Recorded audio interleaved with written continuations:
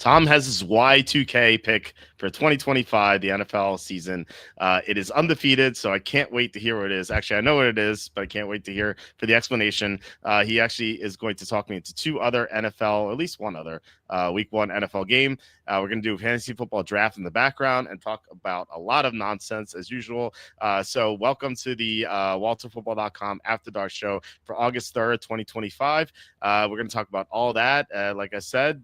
So before we get into it, please hit like, subscribe, comment below, share this video, visit the link in the description for the merch store. As always, wearing something from the merch store. It is our money laundering t-shirt, which was a hit in Las Vegas. If you didn't listen to last week's show, last Thursday, I talked about how like people stop me all the time when I was in Las Vegas. They're like, money laundering, yeah. And like one of the cashiers is like, what kind of money laundering you're into? And I was like, I'd rather not say. And she laughed. Yeah, so Matthias and when are going to talk about football. We're going to do a fantasy draft in the background right now, so it's going to be all football. You can get that as well as everything else at the merch store. I'm going to enter this now so we can get going. 20% off sale. Here's our money laundering t-shirt. You could change the colors of the shirt. You can get it in long sleeve, you can get it in hoodie, you can get it in women's tank top, you can get it in infant onesie. So if you know someone as a kid, give them this money laundering infant onesie and see how the mom reacts. I think it'll be great, and tell me about it. Go to Amazon, buy my books. The most recent one is Jerks of the College Years, where I made fun of people. I was at Penn State for 6 years. I met a lot of wackos out there. Tom knew some of those wackos. He read this book. So you guys, I think you guys would have a fun time reading this. Also, please consider super chats, super stickers. It's the best way to support the show. I can't say that enough. Armac gave us $20 super chat on Thursday. Just really appreciate Armac and Slew and John Sanders. You guys have helped as well. Like I said, if you want to keep the show going, that is the best way to do that. Maybe Blood McNally will give us a super chat here. He says you suck. I'm sure he's just kidding, and he loves us very much. Thank you so much, Blood. All right, we're joined by Quacky T. Tom, how's it going? Walter, how are you? Here we are again. Hello to you and hello to everyone out there in the Walter football family. Holy cow, man. I didn't know I was going to get put on the spot for my Y2K pick. I'm not sure I finalized it yet, but Really? I've got a couple. Yeah, well, I mean, Okay. you know, I've already. I mean, I'll share my Y2K front runner, but I've got another game here on my mind that I've been thinking about. I was actually, doing some research here on these teams a little bit here in week one, and I'm gonna try to talk you into the New York Giants +7 here. Okay, so look, I think that actually they have potential to be a team that exceeds expectations. I'm under the impression Russell Wilson's going to start this year for them, right? Isn't that? I mean, but like, look at the quarterback situation there for them last year, and Malik Neighbors still had such a great year. I think, yeah, obviously Wilson hasn't been, he's been far less than stellar, these last few years. I really think that this team could be okay. I like Tracy and Scatiba there in the backfield. They got some pieces on defense: Chauncey Golston, Javon Holland. Not necessarily huge names, but certainly improvements. Also, you've got the Washington football team playing the following Thursday against Green Bay. I don't know. Maybe I think they're much more likely to overlook their week one matchup than Green Bay is because the Packers are playing the Lions. And now the news with McLaurin requesting a trade, whether it's just personal and business or there's something else internal going on in the team. If he's not there at the beginning of the season, yeah, the Washington football team made made some signings, Tunsil, Lattimore, and then Deebo Samuel. But I don't know, McLaurin's been a veteran player there for a long time. I really think that's going to mess with the chemistry. I like the Giants +7 here in week one, and unless you're hard up against it, I'd be interested in putting it on our circuit card. I'm done monologuing now. Thank you. You're welcome. First of all, sorry to put you on the spot for the Y2K pick. Oh no, it's all good. I went back to the text and I was like, maybe this is a Mandela effect, but I remember you being like pretty gung ho about it, and you said this team might end up being my Y2K pick in week one. I don't know. I remember you being more Yeah. confident about it. So maybe you don't have to share it, or maybe we can discuss it and perhaps your thoughts on why it would be your Y2K pick. But no, I'm definitely on board with the Giants. I personally think the Giants might have the worst record in the NFL. They have the hardest schedule, correct? They have the fourth hardest schedule, but they are like of the top four hardest schedules, like they're easily the worst team of the four. Like the Lions are number one, for example. I'd have to look at the other ones. Like, yeah, so Dallas is number 3, and the Eagles are number 2. So I would say the Giants are definitely worse. And I might as well take Malik Neighbors, right? Because we're talking about him. Yeah. So yeah, no. I think the Giants could easily have one of the worst records if you look at their schedule. I was actually talking to Evan about this last night, and he's like, I can't find a win on the schedule, and I'm like, maybe at Saints. And I'm like, but I'm betting the under 5.5 wins, and I'm betting them to have the worst record in the NFL plus 550. And he's like, yeah, I'm going to do that as well. So I like that we're on board together. You know, not just because he's on the show, but because we're going to have a joint Circa Millions entry together, just like we are. Horrible teams can win week one. We saw it last year. The Patriots won week one, and they ended up having one of the worst records in the NFL. The Titans could have won week one. They ended up with the worst record in the NFL. They were up big against the Bears, as you know. They crashed and burned at the end, unfortunately. That kind of wrecked us. But I think that is something to consider. All right, who are we going to take here? Well, considering either Genty or Bucky Irving, I don't have much Genty. I really think Genty's a little overrated. I'm with Charlie. I think he's overrated. I love Bucky Irving. I don't want to go receiver and get stuck on like no running backs. So I'm gonna this may seem early. I'm gonna take Bucky Irving early here. Oh, okay. Anyway, and remember. Sorry, I got one more. How about the Jaguars? Remember the year before they got Trevor Lawrence? They went 1-15. Oh yeah, they won the first game of the year and then lost all the rest of them. Yeah. They won the first game against the Colts, the Phillip Rivers led Colts, and they ended up losing the rest of them. So yeah, you're right, exactly. Like weird things happen week one. Seems like teams are kind of discombobulated, and I think a lot of it has to do with not playing in the preseason. And I think I'm okay with that. I've said that before. Like we've seen teams lose week one and or week two, and do great things. Like the Eagles, for example, they lost week 2 last year. They lost to the Falcons. They ended up winning the Super Bowl. The Patriots under Tom Brady, the first year under Tom Brady, they went 0-2 and they won the Super Bowl. The Bengals, when they went to the Super Bowl against the Rams, they lost the first 2 games, and then they ended up going to they were up in the fourth quarter against the Rams in the Super Bowl. So like I don't like how you do in the first 2 weeks doesn't really matter. And I think these teams have bigger fish to fry. Like I mean, you talk about how the Redskins. By the way, I don't know who the Washington football team is. The Redskins. They had the Packers, as you said, on Thursday night, and they have bigger aspirations. They swept this Giants team last year. Feels like they're kind of like it's like their little brother almost right now. And so I just don't think they're going to take him very seriously. And I don't suspect that Jane Daniels is going to play very much, if at all, in the preseason. Like maybe he's going to play 1 or 2 drives. He's not going to be. He and the rest of his team is not going to be prepared for week one. And so I think that's kind of like an equalizer, sort of. So this game were like week 4 and there was no look ahead, the Redskins could probably destroy them. But this is a much different situation. So I'm definitely on board with the Giants at +7. I don't know if it's gonna make my card, but I think it's like I imagine myself betting at least like 2 units on it. Just because I don't want to like put too much money on a horrible team, but I could be convinced. I just like some other games more in week one. But yeah, I mean, like if you want the Giants on the card, I have 0 issue with that. Yeah, I think if you had to, as things stand now, if I had to pick a couple underdogs that could win out right in week one, that there's always a team pretty much every year that ruins the survivor pool. Oh yeah, I think that could either be Cleveland or the Giants this year in week one. That could ruin the survivor pool for people. Why not both? Yeah, I mean, it could definitely happen for both.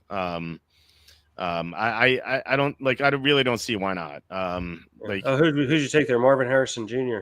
yeah, I was like, I like Jackson Smith and Jigba a little bit more, but he's been falling a little bit in the early fourth round, and so I thought I'd maybe take him. I could maybe get him at 404, but alas, that did not happen. So it's okay. Just you have to take a shot with these things, and if you got like a slightly worse player, and I took a gamble, I'm content with it. This is, by the way, this is my 137th draft that I've done. Wow. Okay, here we go. You're on the clock. I'm up in one pick, so okay. This Tom. I don't know how like in tune with fantasy you are, but like round 4 is the dead zone. Kyron Williams okay. I worry about the Rams and Stafford's back acting up. I could see myself taking Kyron though. Yeah, it's either Kyron or Jalen Hurts, and sometimes the quarterbacks fall to round 5. Let's go with Kyron Williams and see what happens. Okay. Saucy, huh? Yeah. So yeah, exactly. Are you surprised to see Barkley out of the top 3 there? I mean, he's 4th, but no, I mean a lot of people are down on Barkley. I listen to like random shows. Like I'll walk my dog and I'll search like, oh, actually I'll just go to YouTube now because I've listened to so many fantasy football shows. It'll just pop up it'll be like top 10 fantasy players to avoid, and like sometimes it'll be a crappy channel. Like there's this one guy who's just awful. I call him Mr. Jump Cuts because all like his entire video is just jump cuts. It's like so annoying, and his content's not even good. So like I'll sometimes listen to him because he has a big following, and like people will listen to what he says. And then sometimes I'll listen to like good people. Like we'd had like Smitty on here sometimes, the fantasy football show. I think he's fantastic. So do a mix of like the good and the bad just to get a feel for what people are thinking. And it seems like almost everyone is down with Barkley. I haven't heard like a single person praise Barkley outside of the show. Like Kenny loves Barkley. I love Barkley. And the concern is that he had a big workload last year. He's on the Madden cover. The Eagles won the Super Bowl, so he had a long season. But he's the best offensive player in the NFL, maybe the best overall player in the NFL. So he could have like a run, like a 3-4 year run where he's at the top, like LaDainian Tomlinson. But the concerns are real. But this is best ball. This is all about upside. Like I wouldn't avoid Barkley. I think that's a mistake, but I can understand the trepidation behind drafting him though. Mm-hmm. All right. So, hey, you have any interest in this Tennessee-Denver game? No, I can't figure it out. I really like. There's just like two conflicting things here, and I think I would lean toward Tennessee. I felt that way initially, but okay. So what changed? I don't know. This is one I haven't done a whole lot of research on. I'm going to here maybe tonight after the show, but. I don't know. That seems like a lot of points. I was inclined to take Tennessee, but I don't know. That's a tough place to play. Denver's a tough place to play, and like I don't know, your first game on the road as a rookie quarterback in Cam Ward, and I think he'll do. I hope he does really well, but I don't know. I feel like that could be one of those. It's like 8 seems like it would be easy for them to cover, but then they end up winning by 20 something. I need to take a look at it, but I'm kind of intrigued by that game. Something to keep in mind is that Sean Payton has an atrocious week 1, week 2 record, like as a coach. Like it's something like 4-22 against the spread. Like it is utterly awful. Like his week 1 and week 2 spread record. So that's something that is keeping me off Denver for sure. If all things were equal, I think I'd probably be on Denver, but Tennessee's gonna be much better this year. I don't like their defense at all, but their offense is gonna be a lot better for sure. I just think that who'd you take? Roma Dunze, yeah. Okay. So I can understand it just because, yeah, like you said, rookie quarterback on the road. That just seems so simple, though. I feel like a lot of people are just going to bet Denver just because of that. They're like, oh, no way Cam Ward is going to do well on the road here. But, like, it is week 1. Weird things happen week 1. I don't – what'd you say? You think that Denver's going to be publicly backed? Yeah, I don't see the public coming on Tennessee at all. Like, it's Denver or nothing. Like it's either going to be like 50-50 or all Denver. Like the public's not coming in on Tennessee. They had the worst record in the NFL last year. Well, I mean, maybe I think it would be more like 50-50, but I don't know. What do I know? Well, I mean, unfortunately, it's like too early, but Right. I think at the very least it's gonna be like 65-35. There goes Igbuka, my favorite sleeper. I gotta think I gotta start taking him in round 6. I don't know, maybe it's a little too early, but I think he's gonna be fantastic. I like the entire summer I've been drafting him like round 9 or round 8, and like recently it's been round 7, and now he's going round 6. So anyway, no, I think I'd be surprised if he's actually like less than 60-40 Denver. Now maybe it's not 80-20, but it could easily be 80-20, just because I feel like people are going to be way down on Tennessee. There are not a lot of believers in Cam Ward, and this is kind of like where fantasy comes in. Like Cam Ward is going like 14th round, late 13th, 14th round in fantasy drafts.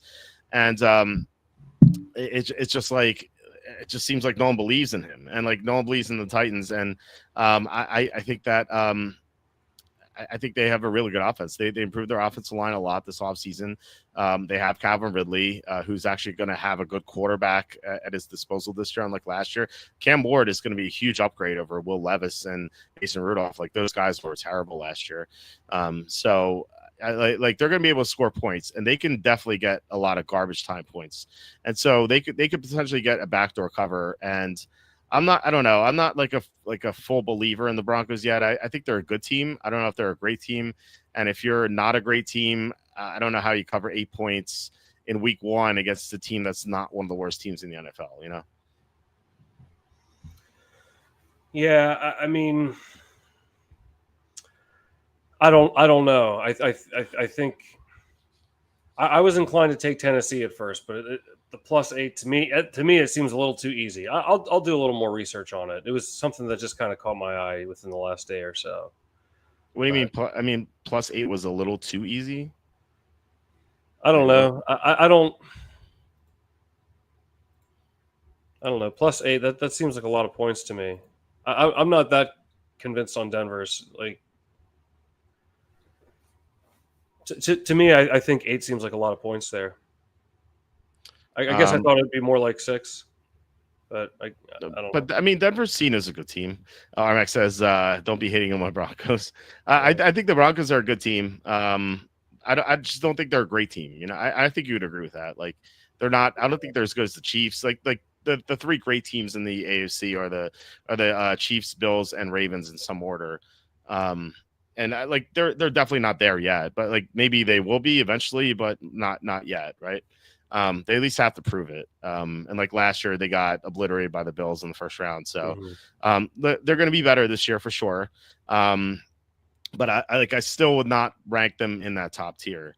And so like I said, if it's not like a tier A team, like the Broncos are not a tier A team, like it's just those three in the AFC, like. They'd have to be playing a really bad team and just at home to cover that spread, and they're not playing. Like Tennessee's not that bad. Like Tennessee's not a Group F team. Tennessee's like probably Group D, just because their defense is so bad. So who'd you get there?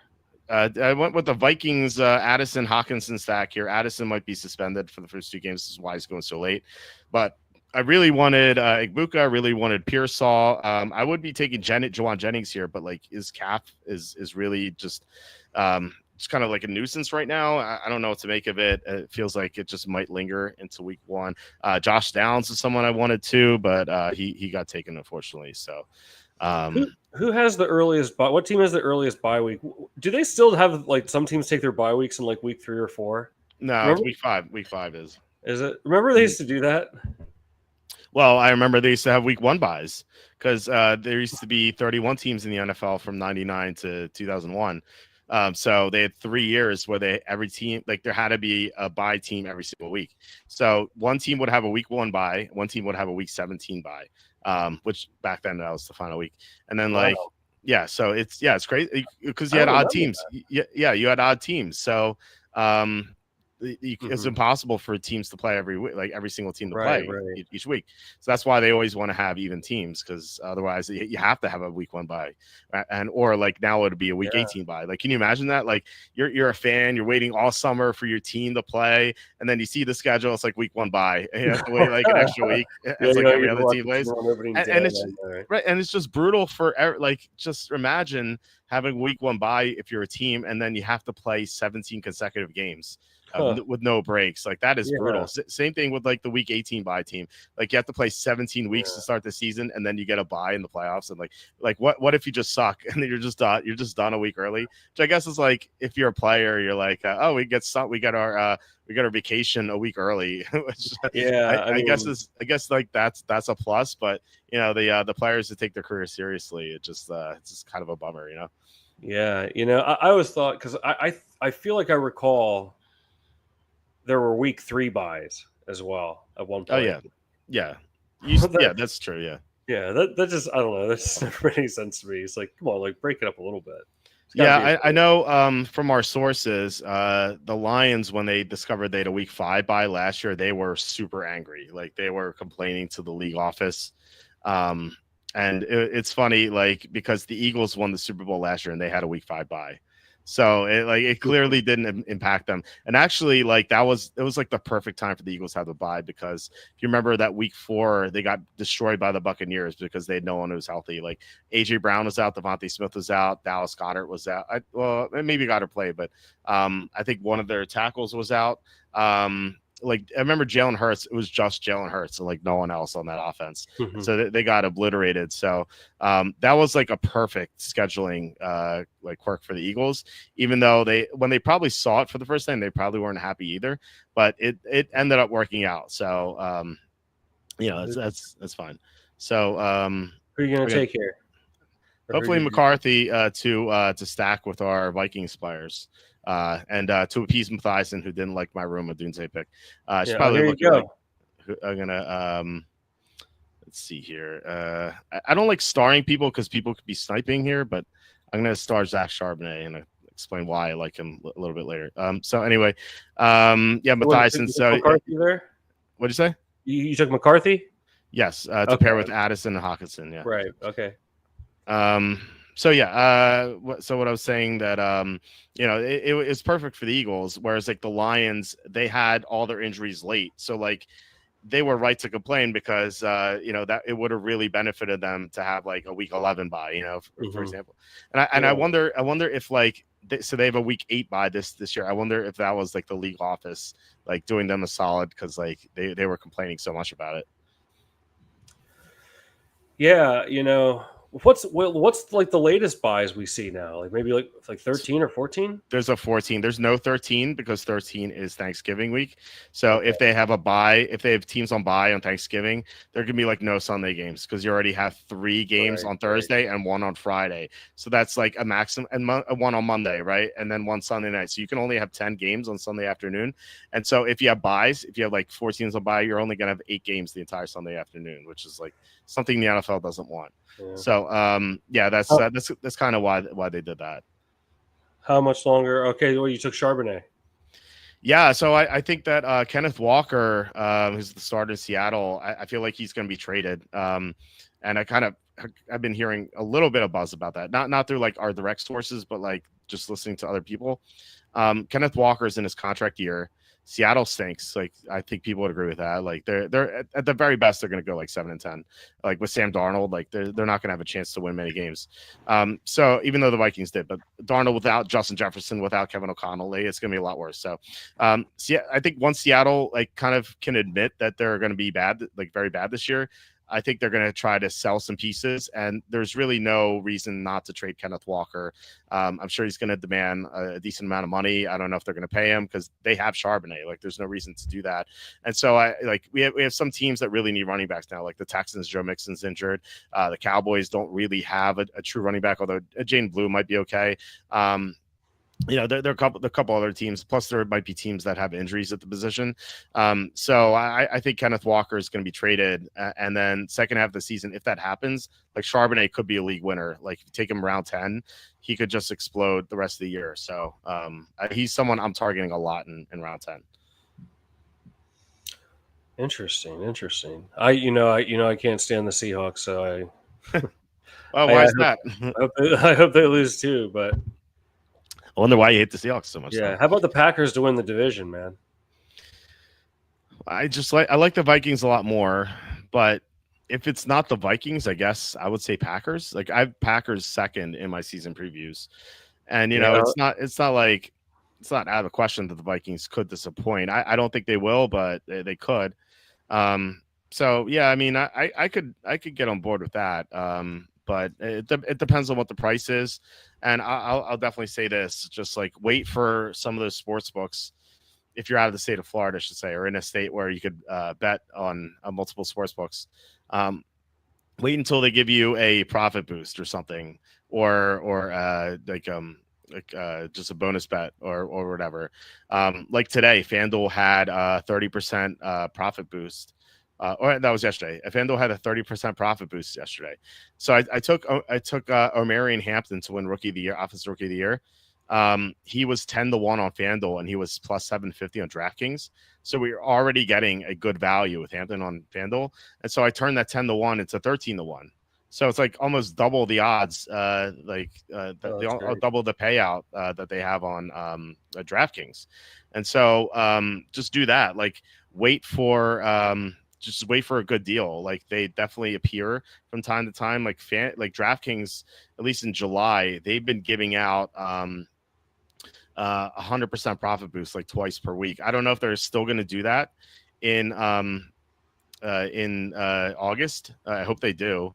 But yeah, I mean, like I would definitely look into that. Who am I taking here? Trevor Lawrence, I guess. I can't take CJ Stroud because they're the same buy. I'll take Lawrence. I think he's going to have a good year this year, even though I don't have a stacking option, unfortunately. I saw Penix was available. You passed on him. I did, yeah. I think Lawrence is going to be better than Penix. I don't mind Penix.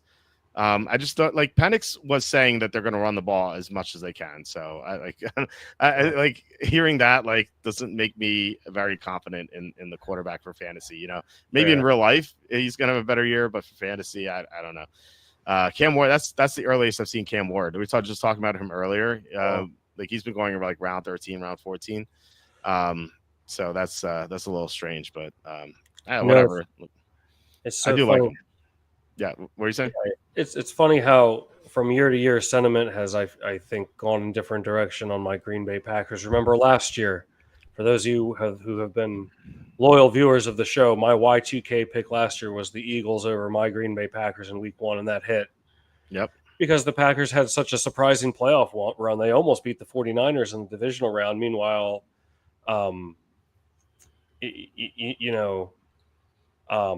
the Eagles had that terrible that was a pathetic showing. I know they were injured against Tampa Bay the year before, but I love them. Meanwhile, I think the sentiment on the Packers I think is a little bit down. They really lost a lot of games down the stretch, and it was a pretty underwhelming performance. Yeah, it was against the Eagles in the playoffs, who ended up winning the Super Bowl, but it was an underwhelming performance as a fan.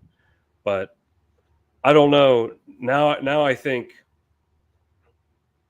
I mean, I have questions about their defense. Sure, now that Jair Alexander's gone, but man, I really like the Matthew Golden pick. I think they have a lot of depth on this team. And last year, Jordan Love, he was battling injuries all year long. So if he comes back healthy, love what I saw from Josh Jacobs last year. I really like him in this spot against a Detroit team that has two brand new coordinators this season, and a center that's no longer there, and as Ragnow isn't there now. So I don't know.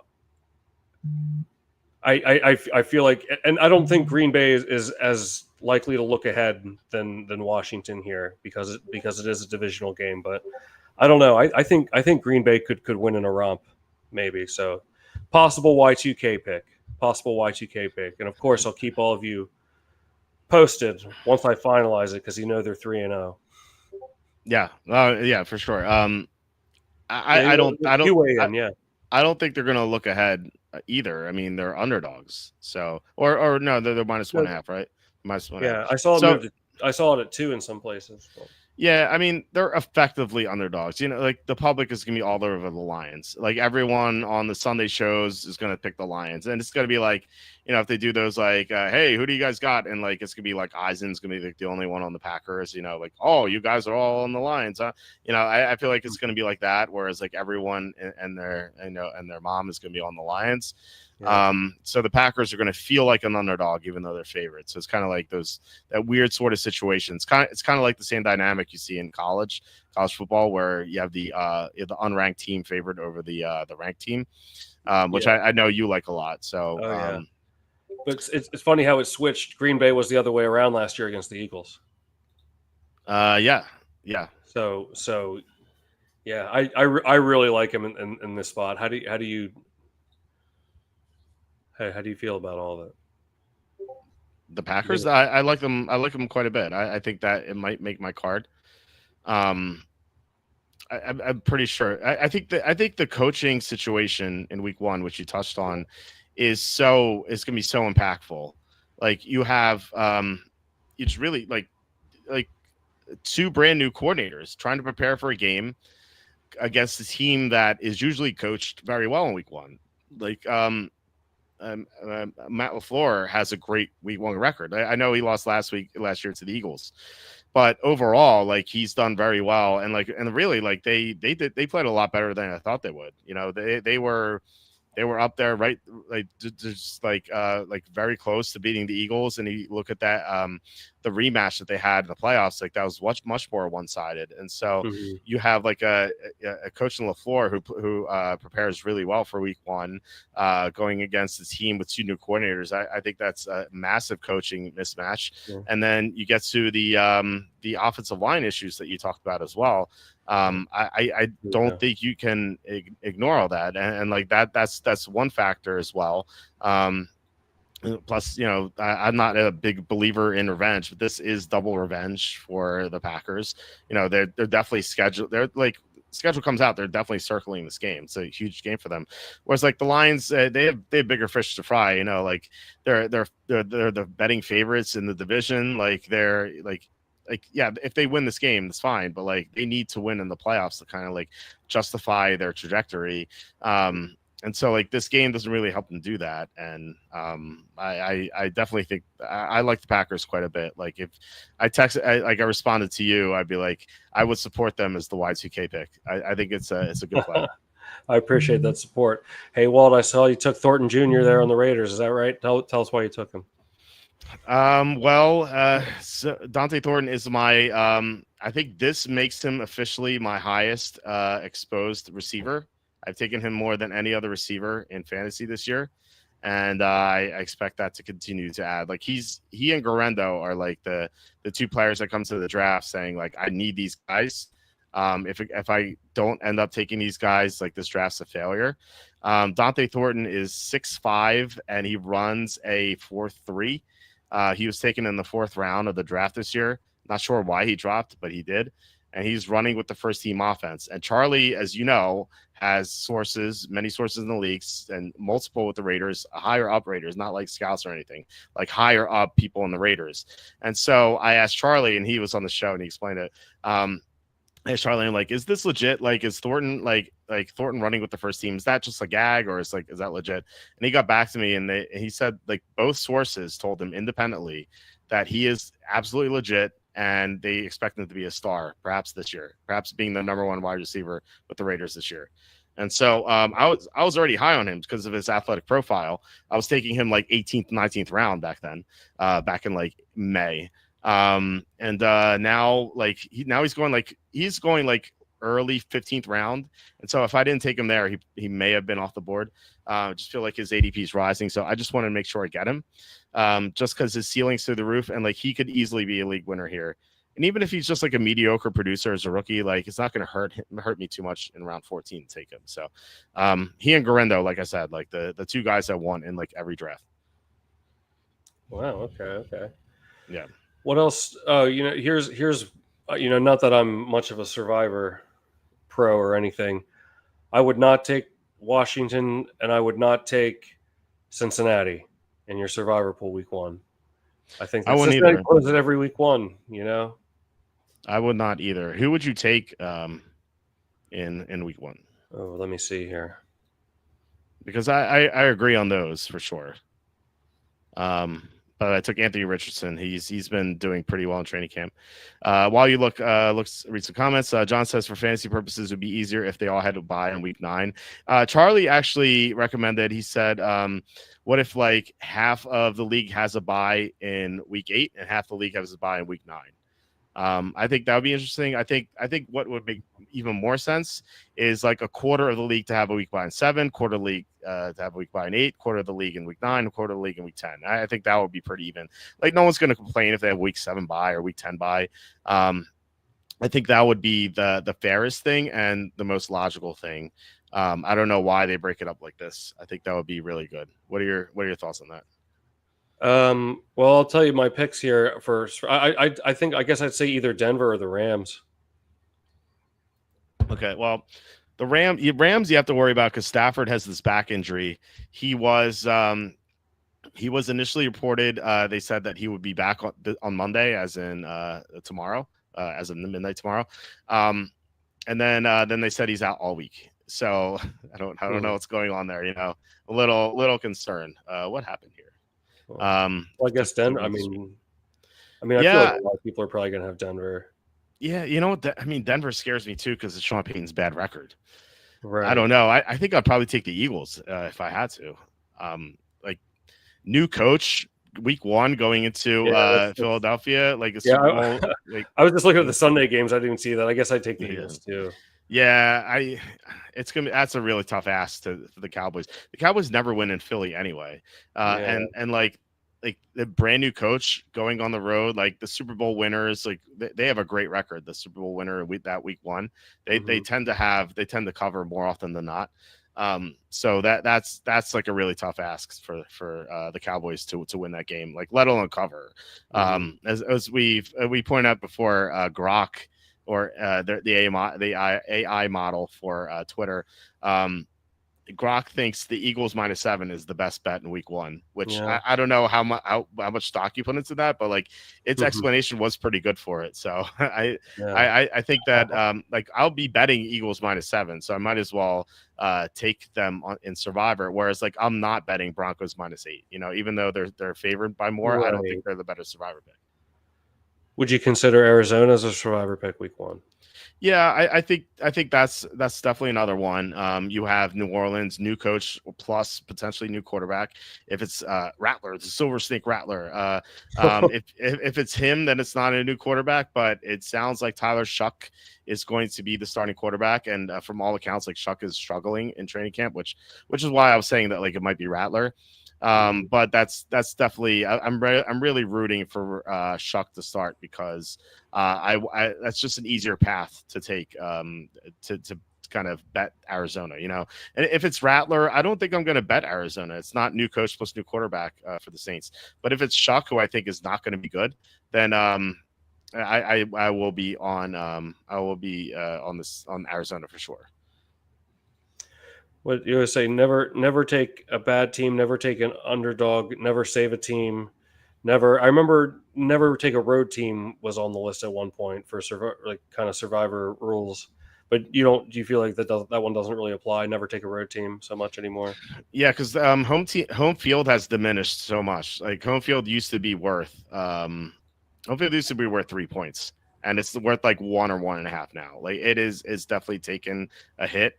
So that's definitely not one of my rules now. Now I will say like, yeah, don't take an underdog, don't back a bad team, and don't back what was the third one? Don't save a team. Don't save a team. Yeah. Although the I forget this guy's name, and I've written articles about this. Like the guy, he's had a lot of success in Survivor. What he does is he plans out 9 weeks for his Survivor. And it's only 9 weeks because like things can change. and so he like dynamically changes stuff as the season progresses. Yeah, I'm sure there's who are we going with here? Brashard Smith. That's Ben Wassley's pick. Ben Wassley recommended Tyrone Tracy last year. Of course, I didn't listen. And he recommended Brashard Smith as his late round guy. There's a chance Pacheco's not healthy, and it could be Brashard Smith. So, I hope I think the Chiefs lose in the first or second round this year. I hope. Yeah, I mean they could. Yeah, maybe second round if they play the Bills or the Ravens. I feel like they're definitely going to win one playoff game, but not necessarily two. Why are you so down on the Chiefs? I don't know. I'm just you know how I feel. Like so many. Well, I mean, tell the audience how you feel. I'm just tired of their brand. I'm tired of seeing State Farm ads every other freaking second. By the way, Kelsey was in Happy Gilmore too. Was he really? I didn't watch it. I heard it was not good. It was okay. There were some. It? Yeah, I saw it. There were some laughs. I thought some of it was funny. I didn't think it was great. The biggest problem I had with it was that there's so many cameos. Like, yeah, that's what I heard. It was just like a lot of references and cameos to the first, like from the first one. I don't mind the references. It's such an iconic movie. Like, of course they're gonna have some references to it. Like they had that weird guy with a nail in his head. They had his son on there, who played by George Mura's son. No, not George Mura's son. Is that guy who's on the Clippers, Boban Marjanovic? Yeah. It was played by him, and so that was his dad, the guy with the nail, and so his son. So like there's a reference to that, which it's fun. They had the reference to like remember Chubbs, who had that hand who kind of like constantly broke. His son is the same thing. He was teaching mini golf for some reason, and his hand, he had the same wooden hand for like they didn't explain why. But so like Adam Sandler shook his hand and it broke, and so like those references I like. Those just a call back to the original movie, which again, like one of the most iconic comedies written a long time ago. But Ben Stiller's in it, the orderly. Yeah, Ben Stiller was in it the first time. He's in it again. Like that's all great. It's cool that they brought him back, and they actually had some closure to that storyline, which is pretty funny. Like I like that part of the movie. But you're talking me into watching it. Maybe I think you should watch it. Like I said, I think it was entertaining. I don't regret watching it. But like I said, it wasn't a great movie. Of course, Tyler Higbee. I've taken Higbee. Tyler Higbee. Okay, pick his exactly. So like what I was saying before is the biggest problem I had with the movie was that there's so many cameos, and I just think it's so needless for it too. It's like they had like Eminem was in it like for no reason. Travis Kelce was in it for no reason. Like Travis Kelce had 2 scenes, and it was so pointless. What's his name? Post Malone was in it. Like he was one of the broadcasters along with Vernon Lundquist. But which, by the way, I thought Vernon Lundquist died, and I was so surprised to see him in the movie. I'm like, I thought he died, so I was like, I was pretty happy to see that, and like it was cool that they had Vernon Lundquist back as the broadcaster. But like, occasionally they kept cutting to scenes of like they cut to like they did this twice. They cut to scenes of Stephen A. Smith yelling about Happy Gilmore. Like as if like you're watching Sports Center and like Stephen A. Smith's yelling about him. They did it once with Chris Berman too, which was like slightly less annoying, but still it's like there's no need for that. Like if you want to Chris Berman on it, have him as the broadcaster, or like have him and Vern Lundquist as the broadcaster. There's no need to like cut to that. I thought that was really silly. But I mean, it was just the cameo, and at some point I was like, this is too much. They had all the top golfers on there. They had the top 4 golfers. Well, I guess the top 3 in the world plus Brooks Koepka, because like Brooks Koepka, I guess was good when they were filming this, but like he's just had an awful year. So they had Scotty Scheffler, Rory McIlroy, Bryson DeChambeau and Brooks Koepka as the main 4 golfers. So they had them on. They also had some golfer cameos like Colin Morikawa, there's Tony Finau. You know, they had a bunch of old golfers as well. So like that part was cool, and like as kind of like someone who's, if I weren't into golf, I wouldn't have known who they were. Like, I would have known that they were professional golfers, but I wouldn't have not like known who they were. Right. But it was like, as like someone who's a fan of golf, it was like cool to see that. And they had like a really funny, Scotty Scheffler had like 2 really funny scenes. Like it was, he's not a good actor by any means, but like he had 2 great scenes. And I don't want to spoil it, but like, if I just told you what would happen, like you'd laugh at it. Like, maybe I'll watch it then before next time. Yeah. Like those scenes were good. And so, so like I enjoyed some of it. I like some parts of the movie were really good. And like I said, I don't regret it. I'd even watch it again. Maybe not now, but like if I was watching with someone else, like my wife wanted to watch it, I'd watch it with her. So it's definitely not a bad movie. I think it's crazy to call it a bad movie. It's definitely not. But it could have been a lot better. It could have been a tad shorter if they didn't have the cameo. Like if they just got rid of the cameos and had it like 15 minutes shorter, it would have been a pretty decent movie, I think. But the cameos kind of ruined it a little bit, and you'll see what I mean if you watch it. Like there's like the Stephen A. Smith stuff. It's like when they cut to the second time, I'm like, oh come on, I want to see this guy.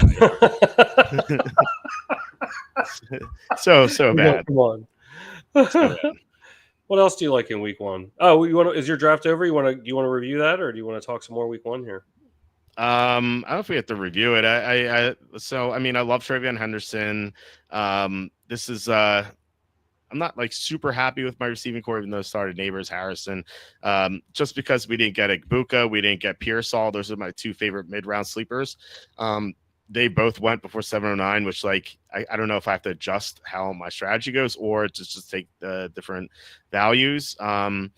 Picks I didn't talk about, and by the way, Matthijsen hated Odunze, which like of course he hated Odunze, but no, Odunze's like if he were in this draft, he would have been a top 5 pick. Like he's super talented. Some teams had him right next to Neighbors and Harrison, and like he had awful coaching last year, which is like why he had a bad year. Like everyone in Chicago had a bad year.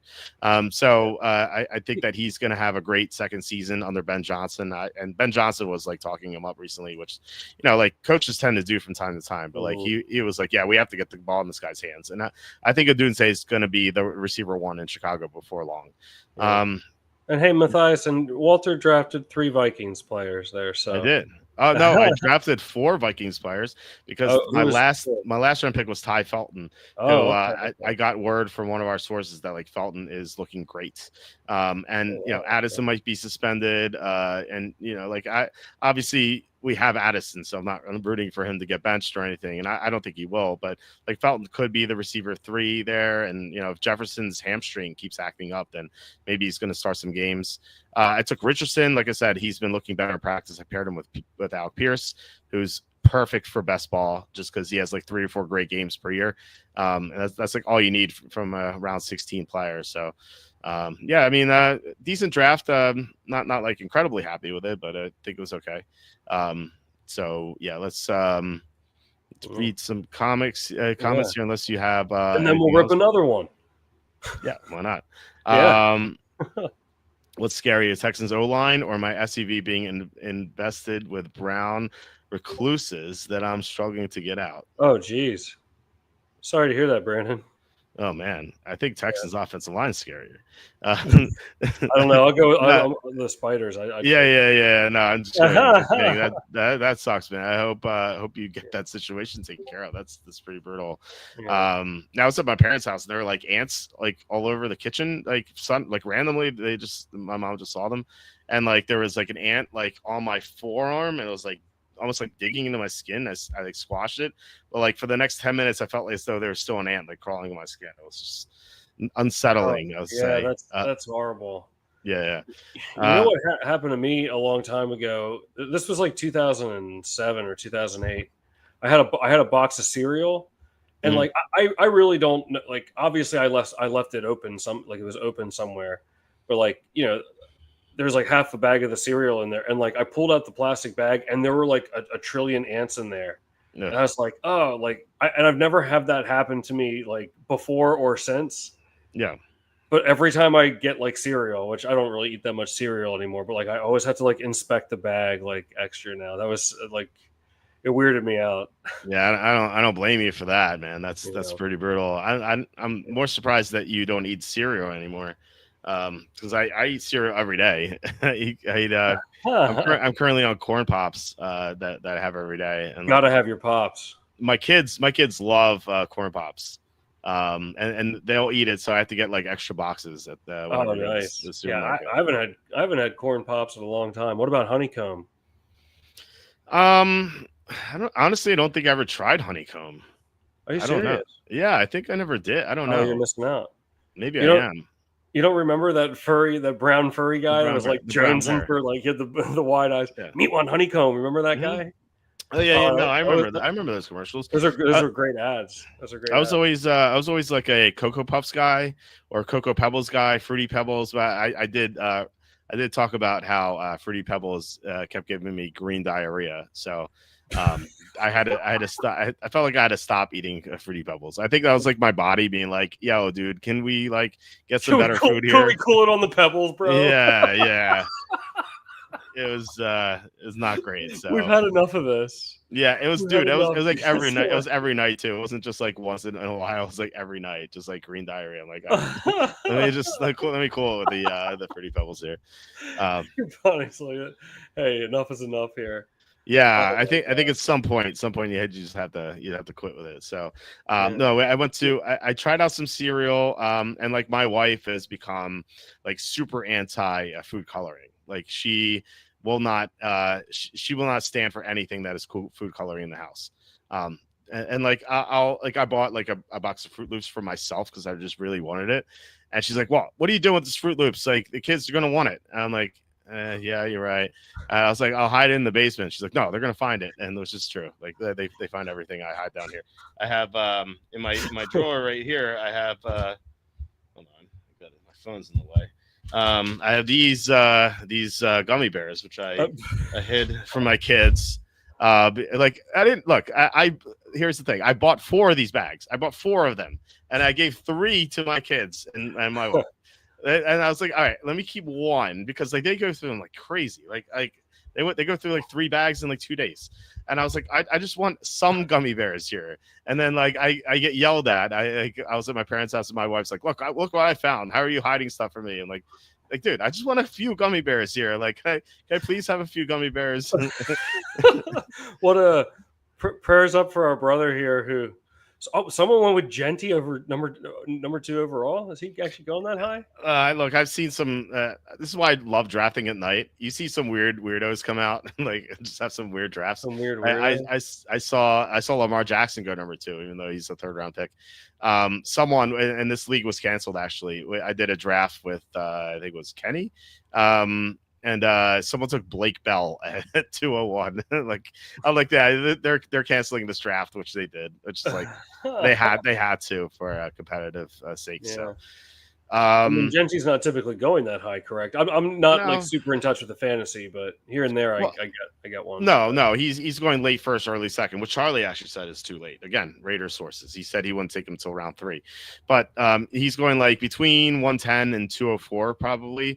But I think this pick is defensible because if this 999 Void guy like loves Genty, there's no way he's making it back to 211, you know? So if he wants to make sure he gets him, then he has to take him 102. So I get it. I'm not going to like criticize the pick. Well, I'll say I don't think it's a good pick, but I'll at least like say that it makes sense if he likes Genty that much. You know what I mean? Right. But man, what a life you have to deal with. You're getting scolded for buying Fruit Loops. And you have to hide. I'm sorry, man. Oh, this is what you sign up for when you get married, right? So okay, you're coming up here soon. Let's see what happens. Yeah.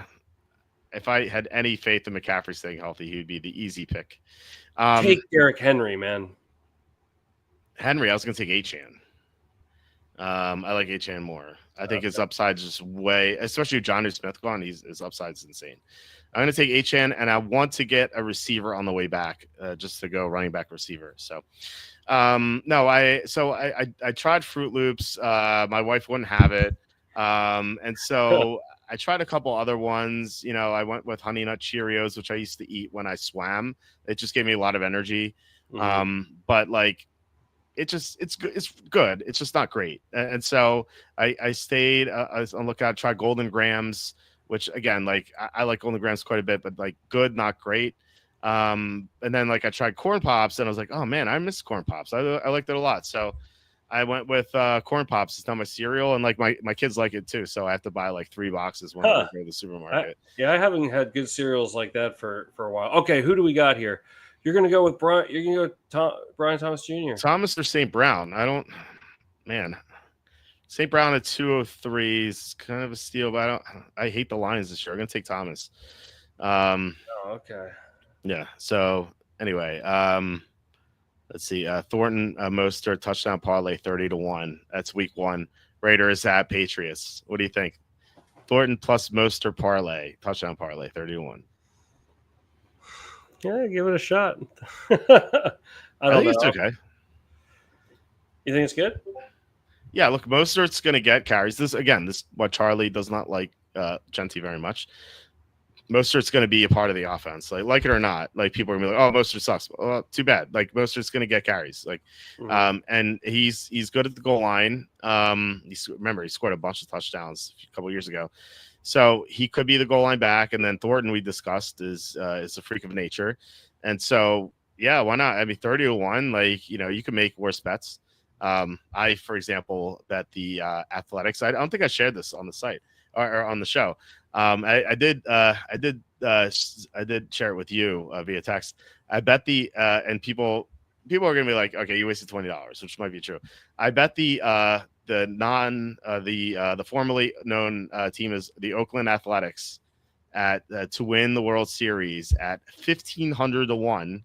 I bet them $20 to win $30,000. And you might be like, why? This team sucks. Look at the record, and the record's not good. They're second to last place in the AL. But they have this guy Nick Kurtz, who they called up a couple months ago. He's a rookie. He's 22.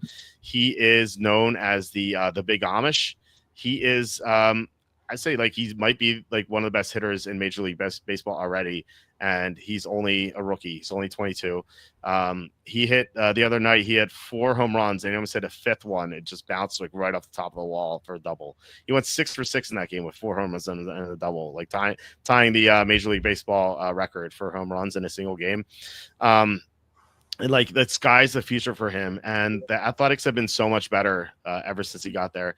Now they don't have good starting pitching, it's just like going to be a concern. But like my hope is that they just get to the playoffs, and I can hedge. Like it's such an easy hedge, like to win 30 grand. like I definitely you definitely hedge that out, right? So I don't know. I like I kind of compare them to like the St. Louis Blues that one year where they had a horrible record and then they got Binnington and then they ended up winning the Stanley Cup. It's kind of like a dynamic change. Like something changed for the better for sure. And then the Blues were able to benefit. Like, I don't know. The Athletics might be a little too far back. Like they're 10 back of the final wildcard spot, although with 50 games to go, I mean, it's not impossible. I mean, it's not possible. It's doable. I mean, they have been playing better.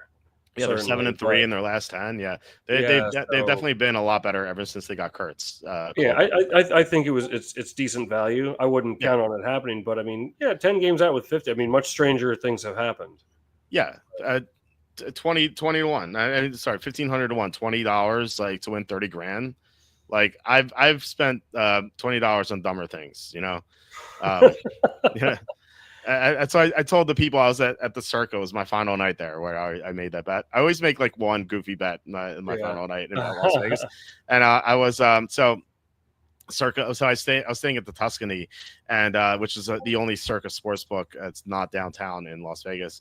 And so I went to the booth, and I knew that the Athletics were 1,000-1 on DraftKings, and I looked at the board, and I saw the Athletics were only like 150-1. I'm like, is that right? Like that doesn't seem right. Like this, and like the sportsbook manager was like, yeah, that's right.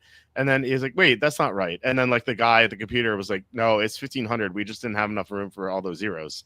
So, so I was like, okay, Wow. it makes me feel better about that. But Yeah. no, so like I was gonna bet it at 1,000 to 1, and they gave me 1,500 to 1 on it. So All right. yeah, dude, Even that'd be so sick if it won. I have the ticket right here, so I haven't posted it on Twitter yet, but I think I will, like, if they get a couple more wins, just to kind of yeah. Like if they get within, if they continue, like, to stay hot, and then all of a sudden they're like 6 games out, 5 games out, 4 games out, then be posted. Now you're going to be looking good. I think the six games out is like the threshold. I think I'll do that then. Yeah. Oh no, Harrison and Smith and Jibba win. What do I do? Do I take Williams again? Ugh. No, take or Brees Hall maybe. This is ugly. This is round 4 dead zone creeping into round 3. I don't want to take Williams again. I'm gonna take Brees Hall, I guess. This is ugly. This is ugly. You want to take? Who'd you take? Brees Hall. Brees Hall. Okay. I mean, look, people are taking him number 1 overall last year. He's going 310 now, but I don't know. It's either value or falling knife. I don't know which one, but as you know, from the stock market, which I used to think that like stock market was buy low, sell high. And I learned that I was just listening to like a lot of videos from like the guys who like became billionaires, like trading stocks. And they're like, no, it's not buy low, sell high. It's buy high, sell higher. So whether it's calls or puts, like that's what they recommended. Oh, here we go. This is round 4 dead zone. I don't like any of these players, so I will take I'll take Jalen Hurts. I'll take a quarterback.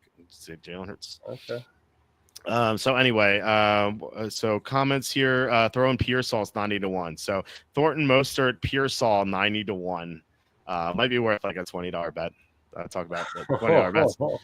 Mark says, I have Evans, Calvin Ridley, and Rashee Rice on my bench right now. My running backs are Chase Brown and RJ Harvey. Should I try to upgrade from Harvey? If so, who do I target? I like Henderson a lot.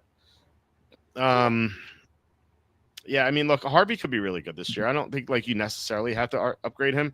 Like, don't go out of your way to do it. But if you can get a good deal, like I do think like Henderson's definitely a bit better than him. But like, I mean, he could be a decent RB2. I don't think like you need to be too concerned about that. It just depends what you can get in a trade. Just throw some deals around, see what you can get. I'm not like an avid fantasy trader. I love best ball so much. I have to say this. Like, I love drafting and I like seeing the results. I hate managing my roster. I just don't have time for it, And so, especially if you're in multiple leagues, if you're in one league, it's fine. But like, still, I just like the waiver wire, deciding who to start, sit. If it's like 50-50, I feel like always pick the wrong guy.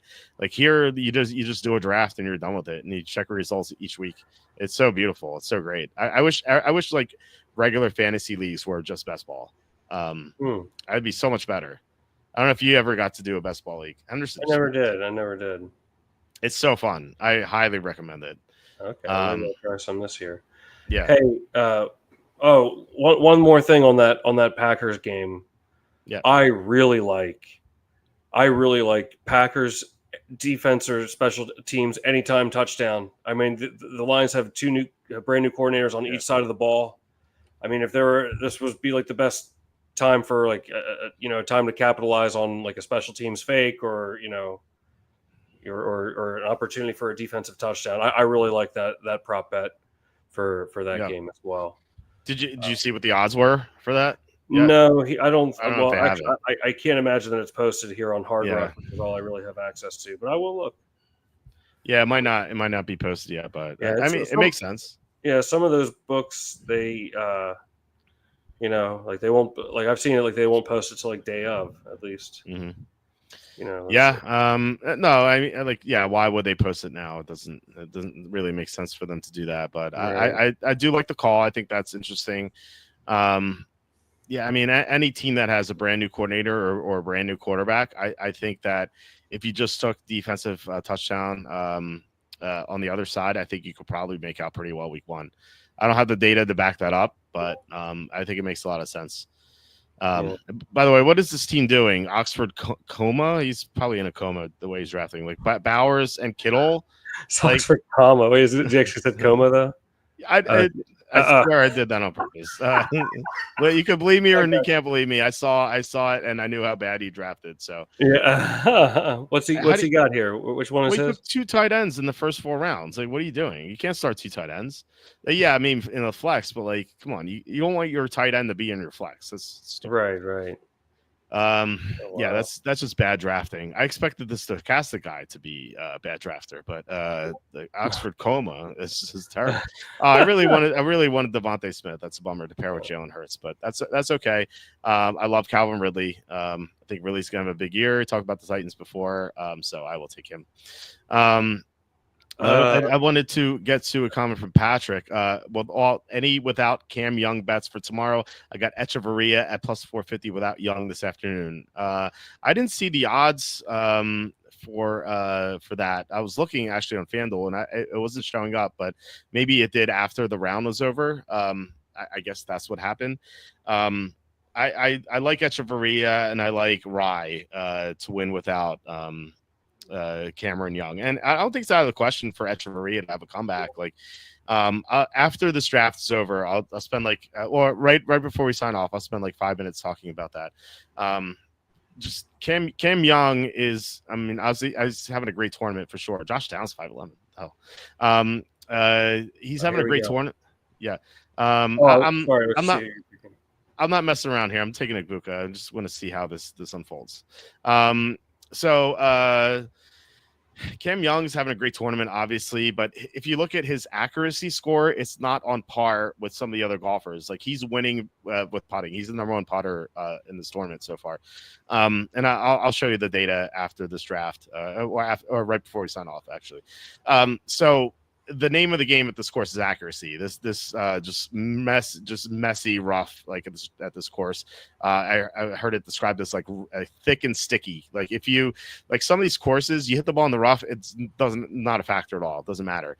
If you hit the ball in the rough in this course, like that is you're automatically taking a bogey. Like I saw Sung JM hit a triple bogey today. Like it is really tough to get out of the rough in this course. So you have to be super accurate off the tee. That's the number 1 thing. And if you look at like all the top golfers, like they're all in the top 10 of accuracy. It's crazy. The one guy who's not is Cam Young. And so like, yeah, he's getting there on putting and approach, but like if his accuracy betrays him, he could really tank in the final round. I still think he's going to win. He's like minus 650 to win. So I think he's definitely should be the favorite because he's 5 strokes ahead of everyone. But he could have a like a meltdown of sorts. We saw that. Like Cam Young was in a position to win his tournament earlier this year, and he had a meltdown. So he is prone to that kind of stuff. And Echeverria is super accurate off the tee. Like he could catch him. He's 5 back, but which is kind of tough, but he could do it. 18, a lot can happen on 18 strokes. Like what if Cam Young hits the ball in the water? Like Echeverria is going to have a chance to have a comeback. Aaron Rye is the most accurate golfer on tour. He could do it. So those are my 2 favorite picks. But like I said, but right before we sign off, I'll show you all the data and stuff. It's kind of interesting. It's interesting if you like golf. It's not interesting at all if you don't like golf. But Pearsall went 701. I was hoping for Pearsall. Igbokwe and Pearsall, like I said, my 2 favorite sleepers in mid rounds. And so I used to get them all the time. I used to get like Pearsall round 7, Igbokwe round 8. And like now I think people are like a little behind and like they finally caught up and they've kind of realized that they were going too early. So it's unfortunate, but I think that's why I mentioned Smitty before from the Fantasy Football Show. I had him on the show last year and he told me he did a bunch of best ball drafts. And I'm like, why'd you do them so early? Like, why don't you do them like the week before season starts? You have all the data. And he's like, well, if you're smart about the stuff, you can get ahead of the game. And he's 100% right. I couldn't believe how correct he was.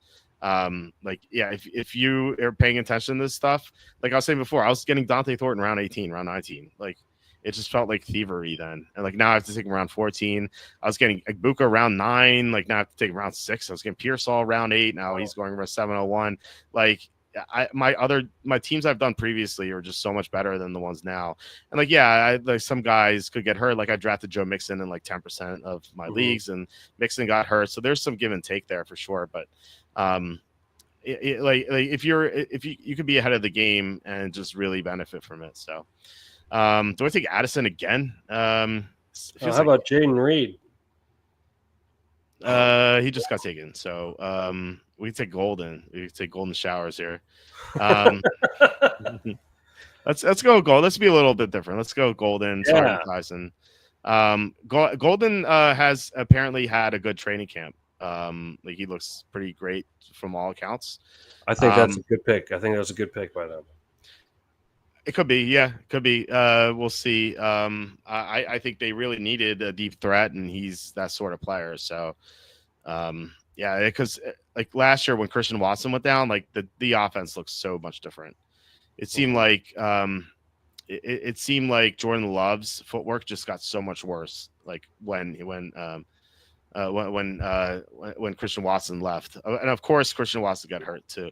And I hope Christian Watson's dad is listening and has another meltdown on Twitter. I still can't believe that happened. Like he's like I was like, yeah, of course Christian Watson gets hurt because I meant that like yeah, all the player props, all the player prop guys I picked all got injured, and he's like oh, this is so classless. Yeah. You wrote classless, and I quoted him. I said clueless. It's like I love starting stuff like that. Addison round 8. Addison round 8's a steal. Do I go to Addison or Hawkinson? I have 4 receivers. Receivers are so important here. Man, it's so hard to pass up. Addison's such a good player to take in round 8. He was going round 5, round 6 before when there was no fear of suspension. He's gonna be suspended, but like I don't need him. I'm gonna take him. I don't need him for the first 2 weeks. I have all these studs, and like eventually, he's gonna contribute. You have a quarterback? I have Hurts. Oh, okay. And I don't like the quarterbacks round 8. There's just no value in quarterbacks round 8. Hawkinson is my other choice there. So. Edward asking, I have a huge trade. I get Chase Brown, Nico Collins, Jerry Jeudy, and Monty Dave Montgomery. He gets Jetas. Who's Jetas? Jetas. Golden, Bucky, and Fields. Well, Bucky Irving, Matthew Golden, and Justin Fields. Who's Jetas? Volkswagen. Yeah. Well, look, I'm anti Jerry Jeudy this season. I'm anti Dave Montgomery this season. I love Chase Brown. Nico Collins pretty even on. Seems like Nico Collins and Bucky are even, so I think we could do that way. Just cross them out. Justin Jefferson. There we go. Okay, all right, that makes more sense. So,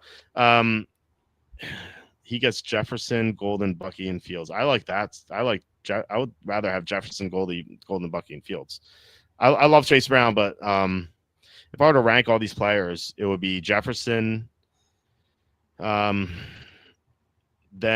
I think Bucky, Chase Brown, Nico, and so you get the top 2.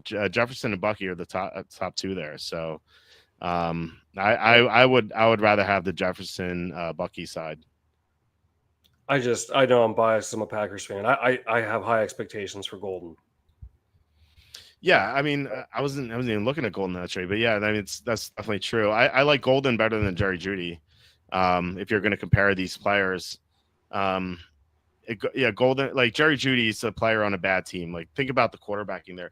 I know that like, I don't know if there's like a word for this, but like maybe prisoner of the moment is correct. But and I'm sure you're going to remember this game. Remember the big game Jerry Jeudy had last year? Like I'm sure you can just recall against Denver. Exactly. Yeah. Exactly. Yeah. The Monday night game. Yeah. Everyone saw that game. Everyone saw Jerry Jeudy go nuts, and I think that's what's causing him to go like 3 rounds earlier than he should. Where'd he go in this draft?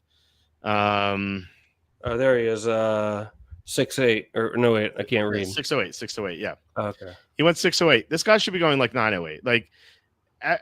People just remember that game, and it's, I guess, prisoner of the moment. Same thing with Cam Scotabo in that Arizona State Texas game. Like same thing. like they remember that game, they remember how great he was, and they expect similar things. And it's not going to happen. Like that was like the best game of Judy's career. It's not going to happen. If he had good quarterbacking, there's a chance it could happen. Even if he had Jameis Winston, there's a chance it could happen. But he has Joe Flacco, who's 1,000,000 years old, and is not going to be the same that he was 2 years ago. He was awful last year. And it's not like he was playing on a bad team. Like the Colts had a good offensive line. Flacco's just atrocious. The other options are Kenny Pickett. We know he sucks. Dylan Gabriel is 5'11", and Shador Speedster Sanders, who just drives under 25 miles an hour. It's like all he does these days. Like these are the options the Browns have quarterback. Like it's not going to go well for Judy, but he's still going 6th round because he had a great game against the Broncos. Who cares? Yeah. You got to avoid these like prisoner of the moment type of situations, and just like see past them, I guess. I think it's a huge mistake to take Jerry Jeudy, and like I said, I think Golden is much better than him. All right, I'm gonna take am I taking Drake May? Who can I pair with here? There's Lawrence. Is Mayfield's gone. I'm gonna take Drake May because he has so much upside. So, I love the rushing. I think Drake May is gonna have a huge year. Stop talking about that, guys. Levi Wallace got toasted. Yeah, that was a game where I believe Riley Moss was out. The Broncos had injuries in their defensive backfield, so there's that was another factor too. Like I bet the Broncos in that game. I felt like the Broncos should have won by more than they did, and they did cover the spread because of a pick six late in the game. But like they I think they would have won by way more if they had a healthy secondary in that game. So that's a good point by Armac there. Yeah, so here we go. Who are you going to take here? Well, it's round 10, so it's Zach Charbonnet time. They said I feel like he's kind of like jumped into that tier where I want him. I want Garendo. I want Dante Thornton. I didn't touch on Garendo because I've talked about him more than any other player in football this year. Mm-hmm. I think I've said this before. Actually, I don't think I've said this on the show. Actually, I think if you're in a position to take Christian McCaffrey and you pass on him because you're concerned about injury, like you have to take Garendo. Like there's no question about it. You just have to take Garendo because you're playing to positive correlation there. Because if you don't take McCaffrey and you are correct about passing on him, because he like this is a crazy stat I heard, by the way. I heard that Christian McCaffrey since 2020 has missed 43% of his games. Like That's insane. That's insane. And he has chronic Achilles tendonitis. So good luck if you draft him. I think he'll look good initially, but he'll miss like 10 games, 8 games, 10 games. So if you're right about that, we know for a fact that Kyle Shanahan loves running. It's like his dad. He loves running one running back. Like some guys love 2, like Sean Payton loves 2 running backs. Kyle Shanahan loves 1 running back, and Garendo is the only running back behind McCaffrey with experience on that team. They have Jordan James. He's just a 5th-round rookie. Garendo is going to be the guy when McCaffrey goes down. And so just draft Garendo in 12th round. It's like automatic for me. So that's but if you think McCaffrey stay healthy, then take McCaffrey. I'm not saying that like you automatically have to take Garendo. I'm saying like if you think McCaffrey is going to get hurt and you pass on him, like that's when you have to take Garendo just for the positive correlation. It's just way too much upside to pass on that. Riley Moss was hurt. Yeah, I remember that pick 6 by McMillan. Yeah, that was. It looked like the Browns were going to cover, and then they had the pick 6, and then I was celebrating. That was a cool. Yeah, win. we had him on our card. I remember we went 5-0 that week. Yeah, I was about to say. Yeah, we went 5-0. I remember that, capping off that week going 5-0. hopefully there's more of that to come. 5-0. Man, I'll tell you, Walter. I'm looking over here at this Green Bay roster. They got a lot of depth on offense, man. I think this team has a lot of depth. What about cornerback? Because Alexander's gone. What are your thoughts on that? I mean, they were an opportunistic defense, I thought, last year, but I don't know. That is certainly a question mark. What the impact will be there. Obviously huge. I loved Alexander, but I don't know. I mean, if the defense is at least decent, if they can play as well as they did last year, I mean, I thought they had some pretty positive showings, but man, they're really deep on offense. I really like Green Bay in Week 1 here. The more I Yeah, think I do about too. I definitely do too. I think the Browns are my favorite pick Week 1, but as I said before, I think the Packers will make the card. it. Yeah. What else do you like? You said that because I was saying the Giants, and you said that there are a lot of other games that you like more. What's another one that you? Well, Saints. Sorry, Cardinals over the Saints. If Shuck starts, I like Arizona more. I like the Steelers -3 at the Jets. Like, yeah, have new coach, new quarterback for the Jets, which could be a disaster against Mike Tomlin's defense. Just seems like a really bad spot for that. Yeah, it doesn't seem too easy to you. So I like Pittsburgh too, but it seems I'm a little hesitant. I feel like the Steelers look pretty easy there to me. I don't really care if it's too easy. I don't know. Not Yeah. sometimes you just take what makes sense. I'm not too concerned about that. Let's go Jane and Blue. Let's see what happens there. No, I really don't care. I don't care. I think it makes a lot of sense.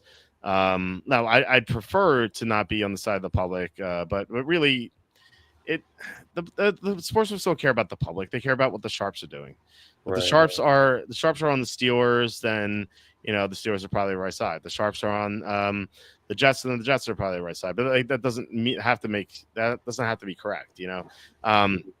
I just think that I'm not too worried about that. So I will be on the Steelers. And I don't know if people don't seem to be too high on the Steelers. Like, you're talking about if it's too easy.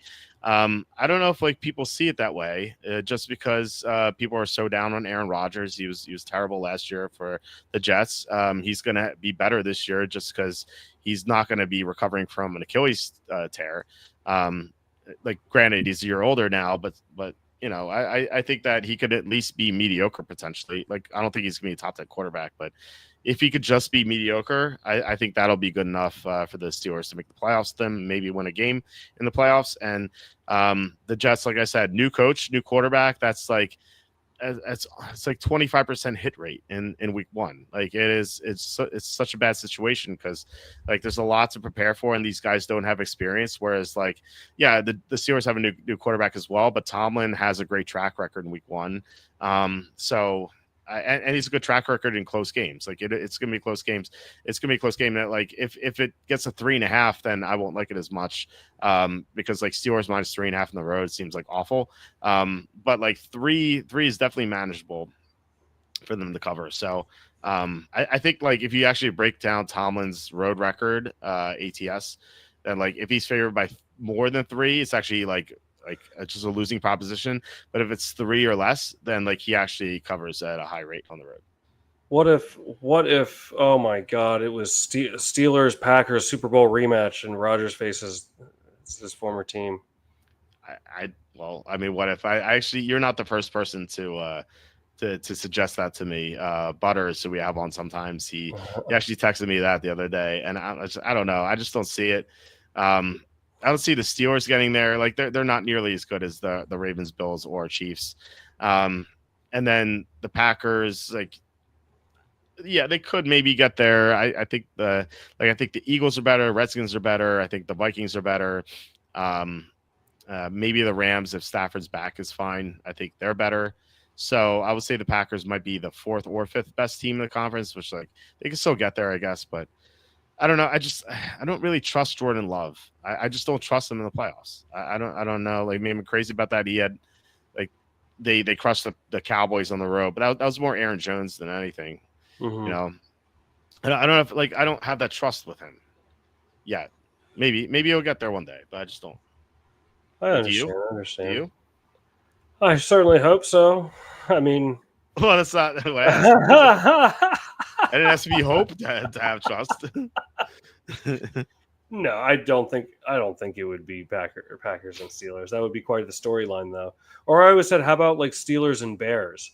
And like, does Rodgers continue his dominance over the Bears? That would be a headline, huh? Yeah, I really don't see the Bears either. Oh, imagine if you picked that matchup though, and it happened. What do you think that is? 200 Bears, 250 to 1. Probably something like that. No. I mean, the exacta would be like 200, 251. I don't think the matchup would be that high. The matchup might be like 100 to 1, 120 to 1 or something. Really? We can look after my 2 picks coming up. We'll look real fast to see what that is. I have to make a pick. I'm not endorsing that anyone take that. I'm just interested to see what it is. Right. Man, these quarterbacks is so weak here. I'm take Tua. No. I've not drafted Tua a single time. Dubs is up for grabs still. I don't have a tight end. Take Gesicki, man. No, because they signed Noah Fant. Zach Ertz, like, there's no upside here. I'm past. These guys are bums. What do I do here?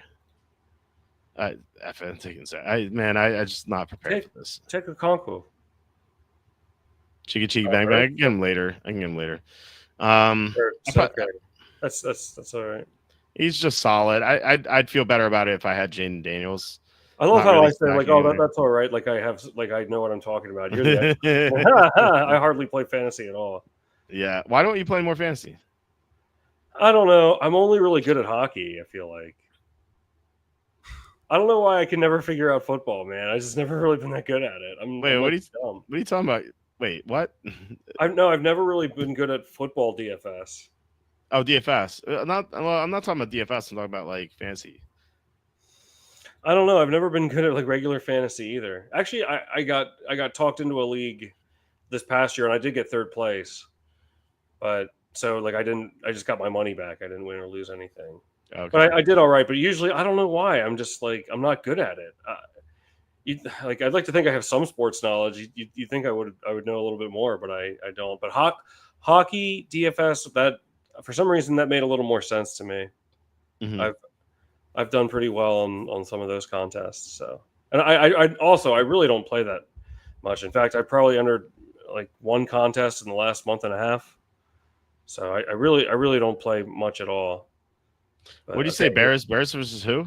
The Steelers? Yeah, Bears. Oh, no, yeah, Steelers. There we go. Oh, you're right. 300 to 1. There you go. Oh wow. Steelers Bears 300 to 1. I would put 10 on it for me, huh? I'll mail you. I'll send you an e-check. An e-check. You can't. Wait, why can't you enter it? I don't have access, man. Hard Rock doesn't have it? No, absolutely not.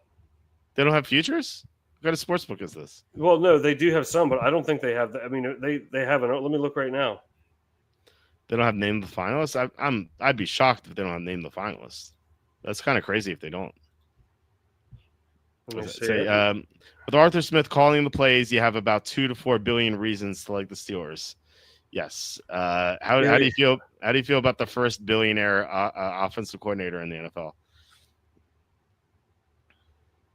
I'm sorry. I'm over here. I was over here looking at the. They don't have that bet. Like, so weird. Yeah, I was banking on Richardson getting to me. I was banking on Cam Ward getting to me. I'm only going to have 2 quarterbacks. I'm going to have Hurts and May, which is, I mean, if you're going to have 2, that's great 2 to have. So they don't have. That's so weird. They don't name the finalists on Hard Rock. What kind of like? Oh wait, okay, hang on. No, I'm wrong. Okay, there is some exact result. Let me see here. Oh, they have exact result. Okay, I found it. No, turns out I'm just a moron, huh?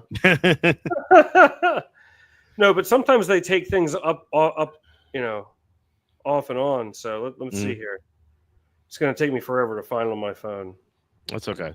While you look, you want to answer my question? How do you feel about the first billionaire offensive coordinator in the NFL?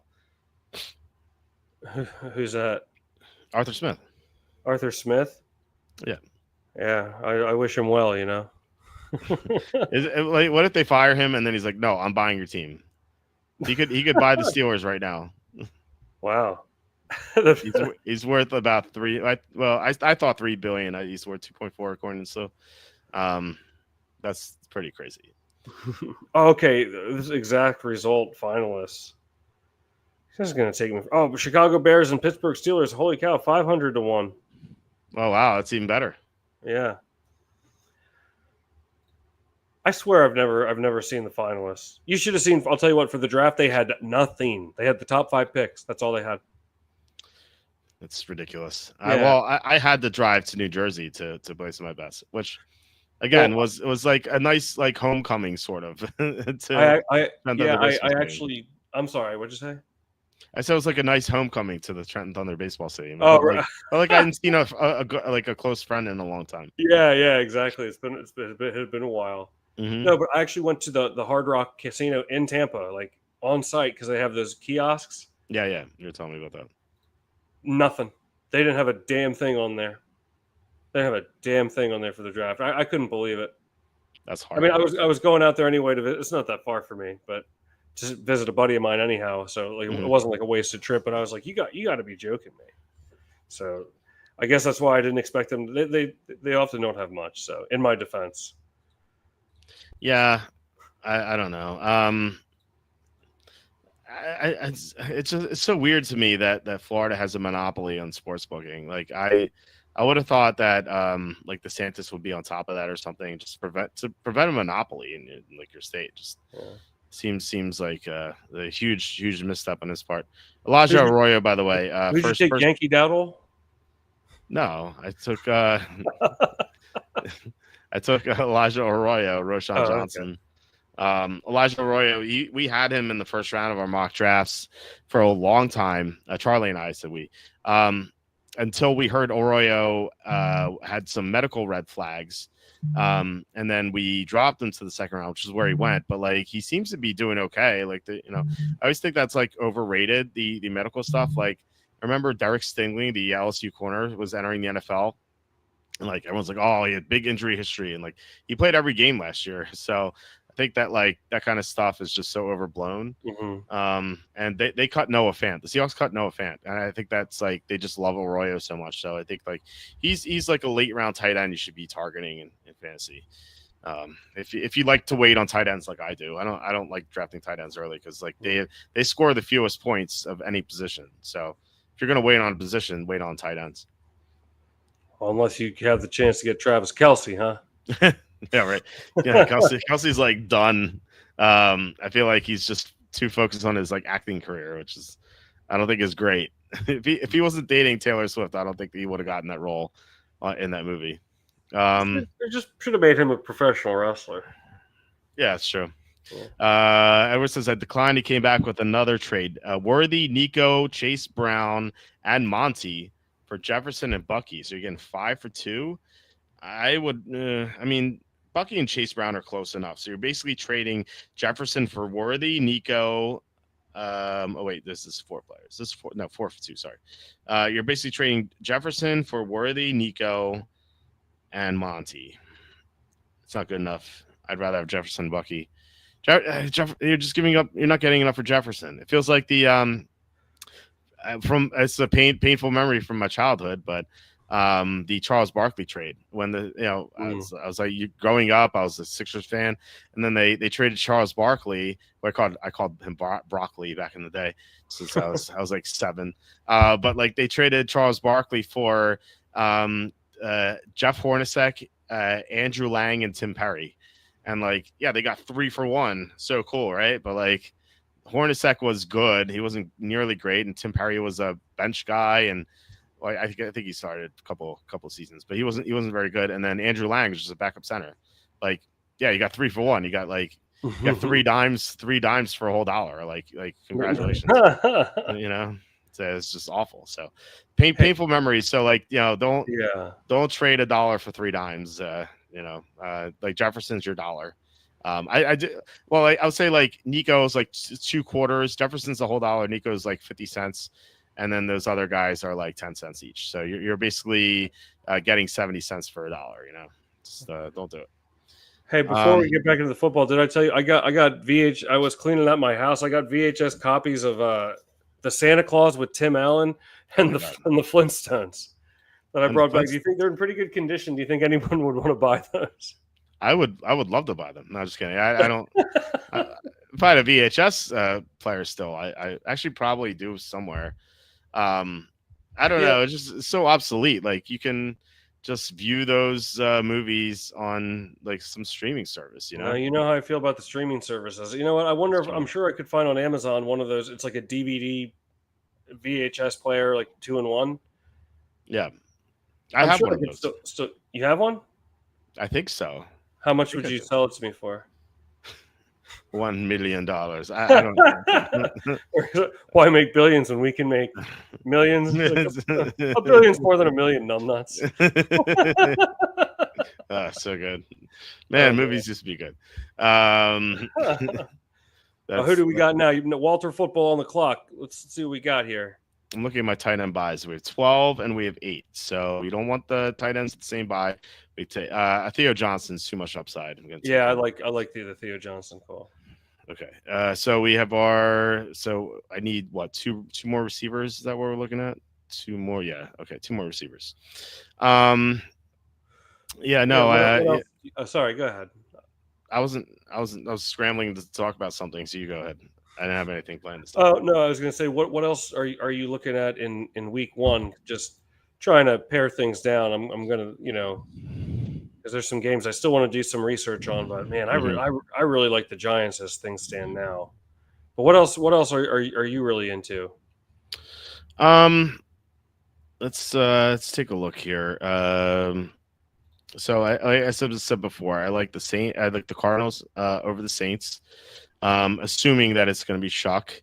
We talked about the Giants, the Steelers -3 looks good. Browns, love the Browns. Wish we get +6. Cardinals look fantastic. Panthers, Jags, I don't know what to make of that. We do like Atlanta as well. +2.5 is insane. Can you imagine getting +3? That seems like a no-brainer.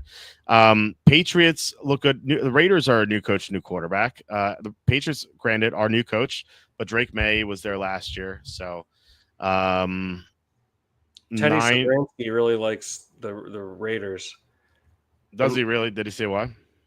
Yeah, I read the write up a couple weeks ago, but I can't remember.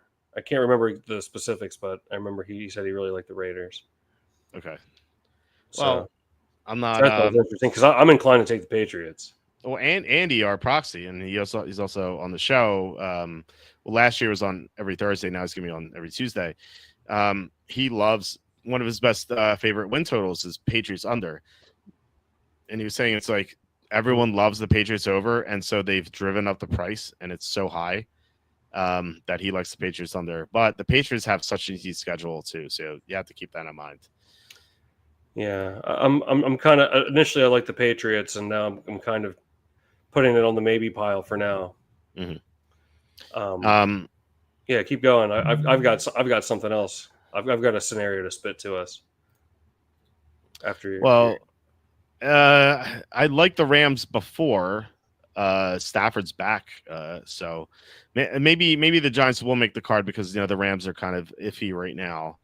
Packers like them are already even before you talked about that.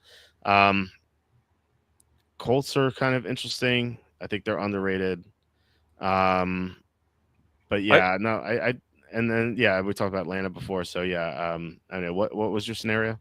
I think so. I think the Colts are underrated as well. I will say this: if the Dolphins win and the Broncos win in week one, then I love the Colts and the Battle of the Horses. I'll come out of retirement, baby. Wait, that would be yeah. Put it on. It would be worthy of wearing the hat, no doubt about it. Week 2, Battle of the Horses. If the Colts lose week 1 and the Broncos win week 1, I love the Colts week 2, barring catastrophic injury. That could be why we can have more than one Y2K pick each year. So I don't know. I really like that scenario, and I always love. I don't know. I like week 2 always seems to present us with interesting betting opportunities.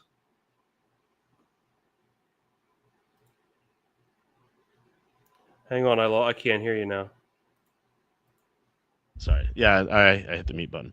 By the way, this pick is for you, Armac, Troy Franklin. You talked me into it, and then actually I saw a positive report on Franklin the next day. So there you go. So Troy Franklin. Let me go back to the draft board here.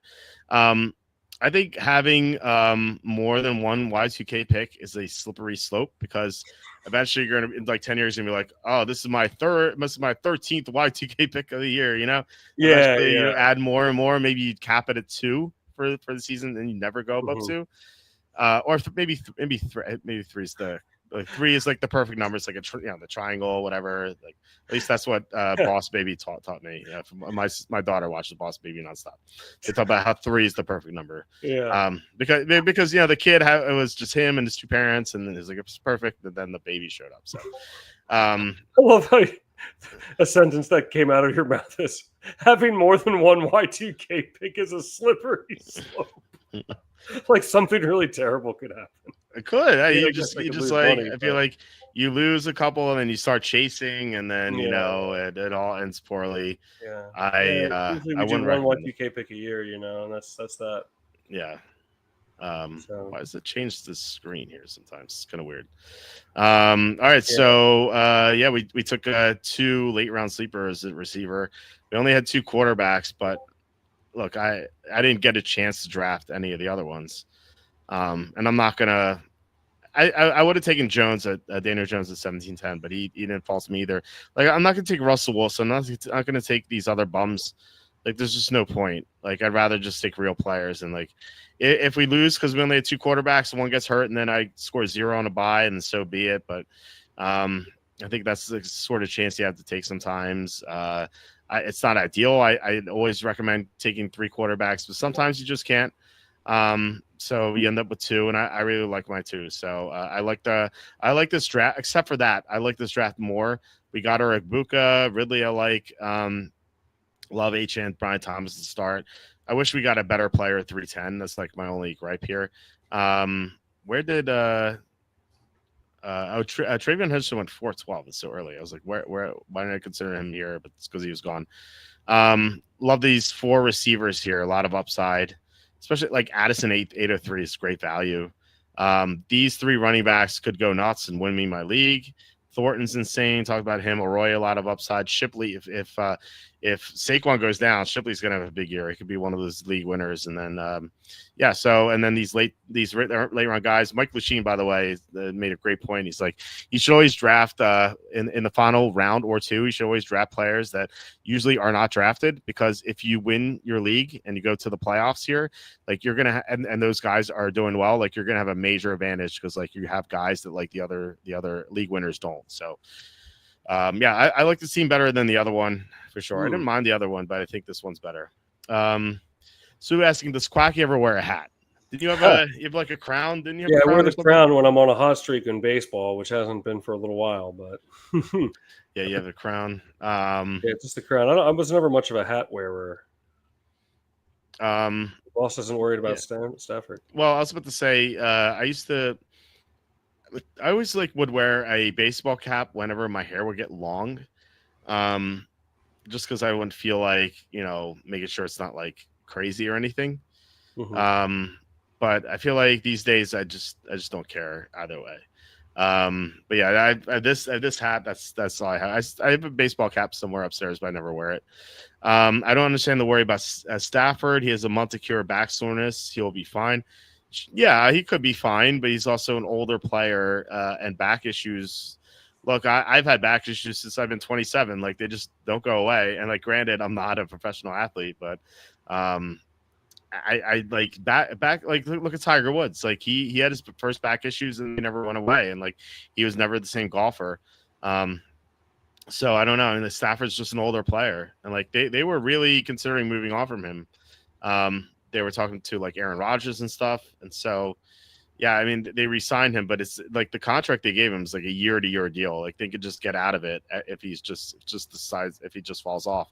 So I don't know, man. I'm a little worried about him. I'm not like super worried. Like I still think they're going to be a good team, but there is that concern for me. It's a little bit of a concern. So Let's see, Quacky. Before you make the bet, I suggest you look at the quarterbacks that the Bears play. Yeah, what's up, Can't Make an Eagle? I'm not actually going to bet that, but I was intrigued to see what the odds were. Yeah. See if we had any other comments. Can we cook up a parlay week 1? I think eventually we can. I think it's a little too early for that, but we'll definitely have something at some point for sure. How do you feel about Carolina and Jacksonville? Any thought on that? I'm kind of in the middle of that one, or I mean, that's a coin flip for me. I think I would take the Panthers. I don't know. I like Jaguars have a new coach, so that's like the only reason why I wouldn't take them. Mm-hmm. If this were like week 4, I'd probably be on the Jaguars. But then something to consider is like it's gonna be super hot in Jacksonville at 1:00, and I'm sure they're gonna make the Panthers wear their color jerseys. So the Panthers are smart to go with the light blue, I guess. But still, it is a worry. Like any time the Florida teams have a home game week 1, that's you always have to worry about. Or week 1, week 2, maybe even week 3. Like obviously you have to look at the weather and look. It might be cloudy and the sun may not play a factor, but if it's like 95, sunny, and like humid, feels like a rainforest, like that's gonna be super tough for the Panthers to win. But the Jaguars have a new coach, and new coaches tend to not do well in week 1. So I don't want to back the Jaguars either. So it's like a complete pass for me. I'm not touching that game. Do you have a feel there? No, I'm pretty torn on that one, and it's probably going to be one that I stay away from. I was just interested if you did. I'm probably not going to touch this one either. But Baltimore and Buffalo, I swear, like I feel like when Baltimore, Buffalo, or Kansas City, like any combination of those teams plays each other, like there's like one of the teams is usually like a point or 2 favorite, and I feel like the favorite covers most of the time. But maybe that's just from the eye test. So I could just be I have no stats to back that up. I don't have the stats either, so I don't know. I really have no interest in taking that game, but I guess based on that, my knee jerk reaction is to take the Bills there. I would be on the Ravens because it's a revenge game. And the Ravens obliterated the Bills in the regular season last year. So there might be something to that. Like if the Ravens didn't screw up so much, like think about how many times the Ravens screwed up against the Bills in the playoffs, and that they still like the Bills barely won that game. Like the Ravens just shot themselves in the foot repeatedly. It was ridiculous. Yeah. And so if they don't make any mistakes or make like one mistake only, like they should be able to beat the Bills. I think they're better than the Bills. I think there are 3 teams, by the way, 3 teams this year that were in the playoffs last year, and they turned a weakness into a strength. And I think they're all worth considering betting to win the Super Bowl. The Ravens are one. Their weakness last year was the secondary. It was awful. They couldn't stop the pass. What they did in the middle of the year was they moved Kyle Hamilton from linebacker to safety, and that helped. But then they got weak against the run. Like when they played against the Eagles, they couldn't stop the run at all. They couldn't stop the run against the Bills either. They traded their horrible play against the pass for horrible play against the run. But they added 3 good defensive backs this offseason. Malachi Starks in the first round, Chidobe Awuzie, and then they got Jair Alexander. Yeah. So like they turned that weakness into a strength, and like they already had a great team. So like that's why they're my pick to win the Super Bowl. The 2 other teams in the NFC, the Vikings. Their weakness last year was interior blocking. If you watch the playoff game where they lost to the Rams, they couldn't block at all in the interior. Like Sam Darnold was just a sitting duck in the pocket. They added 3 new interior offensive linemen. The 2 guys from the Colts, Ryan Kelly and Will Fries, and then they spent a first-round pick on Donovan Jackson. So their interior blocking should be so much better than it was last year. So they turned that weakness into strength. Plus, they didn't have Christian Darrisaw either because he was out for the second half of the year. So he's coming back. So like that offensive line is going to be so much better. So that's the second team. The third team, and like this may not be the case because McLaurin's holding out. The Redskins had 2 weaknesses last year, which was the receiving core outside of McLaurin and then tackle play. So they added Deebo Samuel. So if McLaurin ends the silly holdout, then they're going to have good receiving depth. Plus, like Jalen Lane is the 4th-round pick that they got this year. He's looked really good in camp, and he's someone that I've drafted quite a bit in the 20th round. I think he's going to be a good 3rd receiver if McLaurin plays. Now, if McLaurin doesn't play, I'm going to get maybe their number 2 receiver in the 20th round, which is kind of insane. But I would love McLaurin to play because I bet the Redskins win the Super Bowl. So it's going to be the receiving core is going to be better if McLaurin ends his holdout and resigns. And then tackle play, they traded for Tunsil. So like that's a massive upgrade. Probably the biggest left tackle upgrade any team has made this offseason. So like those 3 teams were already in the playoffs. They're already good teams, and now they're going to be so much better. That's why I love all 3 teams. I bet all 3 teams to win the Super Bowl. So yeah, well, any thoughts on that? I don't know. You're talking about the Vikings, looking at that Monday night game, Vikings and the Bears. Let's not overthink this one, man. Let's just take Minnesota. Andy loves the Bears. I know you were saying. I think that's interesting. I don't know. I think I've got more. His thesis is that Ben Johnson knows the NFC North teams just from being in the NFC North so much. And then like Kevin O'Connell may not know what Ben Johnson's going to do, but it's still a new coach. Right. And like Kevin O'Connell is such a fantastic coach. Like he has done from memory, he's done pretty well week 1, although it's not a long sample size. Like his Vikings crushed the Packers week 1 last year, one of these years. And last year, remember Vikings were at Giants. Vikings were like -1 or something. Like people love the Giants. I think we took the Giants, if I'm not mistaken, on our card. And maybe I'm wrong about that, but or at least we were thinking about it. And then the Vikings just obliterated them.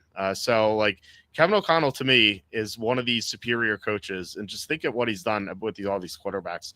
He had Sam Darnold. He revived his career. Darnold was a lost cause. Like when Darnold took over, when McCarthy went down last year, Darnold was going to be the starter, and the sportsbooks listed the Vikings as 6.5 win total last year. That's how down they were on the situation. And Darnold was a Pro Bowl. He was a Pro Bowler last year. Like, I don't think he's a Pro Bowl player, but he played like a Pro Bowler last year. Think about other quarterbacks. Joshua Dobbs, like the astronaut, like he had him playing well. Nick Mullins played well under O'Connell. Kirk Cousins had his best year under O'Connell until he got hurt. Like O'Connell just elevates the play of any quarterback, and I think he's like Sean McVay. I think he's just like a fantastic offensive-minded guy who's going to prepare his team really well. And so I think just kind of like getting ahead of the curve. Like I think like if we look 5 years from now, we're going to see that like Kevin O'Connell just had an amazing week 1 record. And then on the flip side, you have Ben Johnson could be a good coach. We don't know that yet. Like he might not be. You know, he's a great offensive-minded guy, but he may not be a great head coach. You know, we've seen so many great offensive coordinators, defense coordinators like fail. Like Wade Phillips, one of the best defense coordinators of our lifetime. Like he was awful as a head coach. Norv Turner, fantastic offensive coordinator, did so well so many places, but a complete failure in many places as head coach. We've seen that so often. So like, there's no guarantee Ben Johnson's going to be a great head coach. Yeah. And then it's his first game. And Minnesota's just so much better. Like, do you trust Caleb Williams against Brian Flores' defense? I don't. So that's another team I like, the Vikings. We didn't get to the Monday night games, but yeah, I mean, or there's only one game, but yeah, I love the Vikings in week 1. I love the Vikings in general. I bet them to win the Super Bowl. 41-1. Now it's like 22-1. The sharps are all over them. Like they've driven the Super Bowl odds from 41-1 to 22-1. Like think about how much movement that is. That's crazy. That's crazy. So I'm happy. I'm so happy with my 41-1 tickets. Great. Oh yeah. I've got the Bills at 40-1, as you know. You do. You want to talk about how you did that? Oh yeah, I made a NHL play. I've been holding it for a couple months. $5 to win 200. What was a couple props? No, NBA prop. The Hurricanes money line, and the only game they won in their series against the Panthers, and then Bills to win the Super Bowl. So it's 40-1 for me. It's the best odds I've heard. It's pretty good. I wanted wanted to pick your brain on an NBA future, but we did have 2 comments here. First, Garendo hurt his shoulder today. Did you already discuss this? We did not. They didn't specify the severity of it, so I don't know. I hope it's not. I mean, I have 71% of my draft, so I hope not. If I'll have to do a lot of drafts to lower that.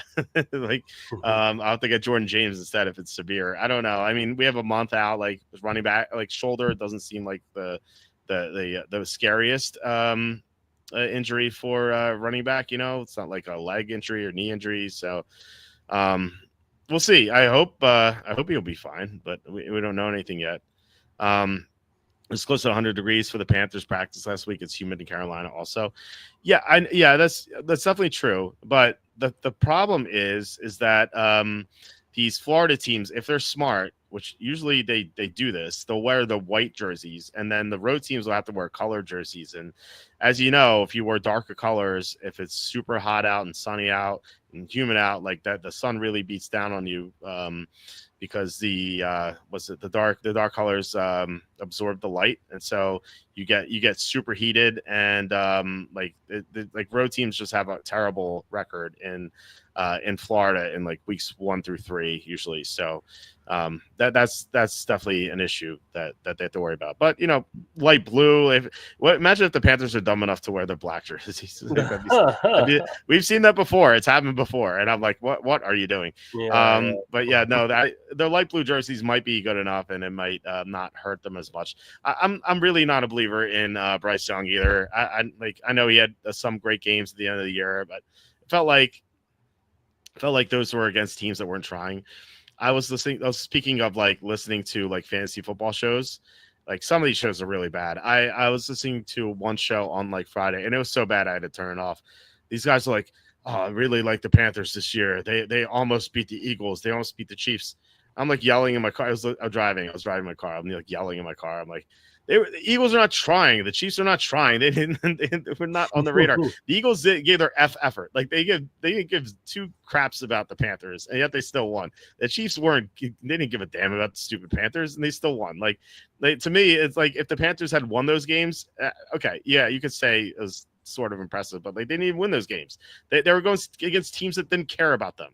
Like they're like, oh, we'll beat the stupid Panthers team. We're not game planning for this, and the Panthers still couldn't win. And then when the Panthers had teams that they were that were trying against them, they got smoked by the Cowboys. Cooper Rush's Cowboys, not Dak Prescott's Cowboys. And then the Buccaneers the second time. The Buccaneers were not that good of a team. They couldn't even beat the Saints. They had trouble beating the Saints in Week 18. Not Derek Carr's Saints, Spencer Rattler's Saints. So. Well, the Silver Snake Rattler. Like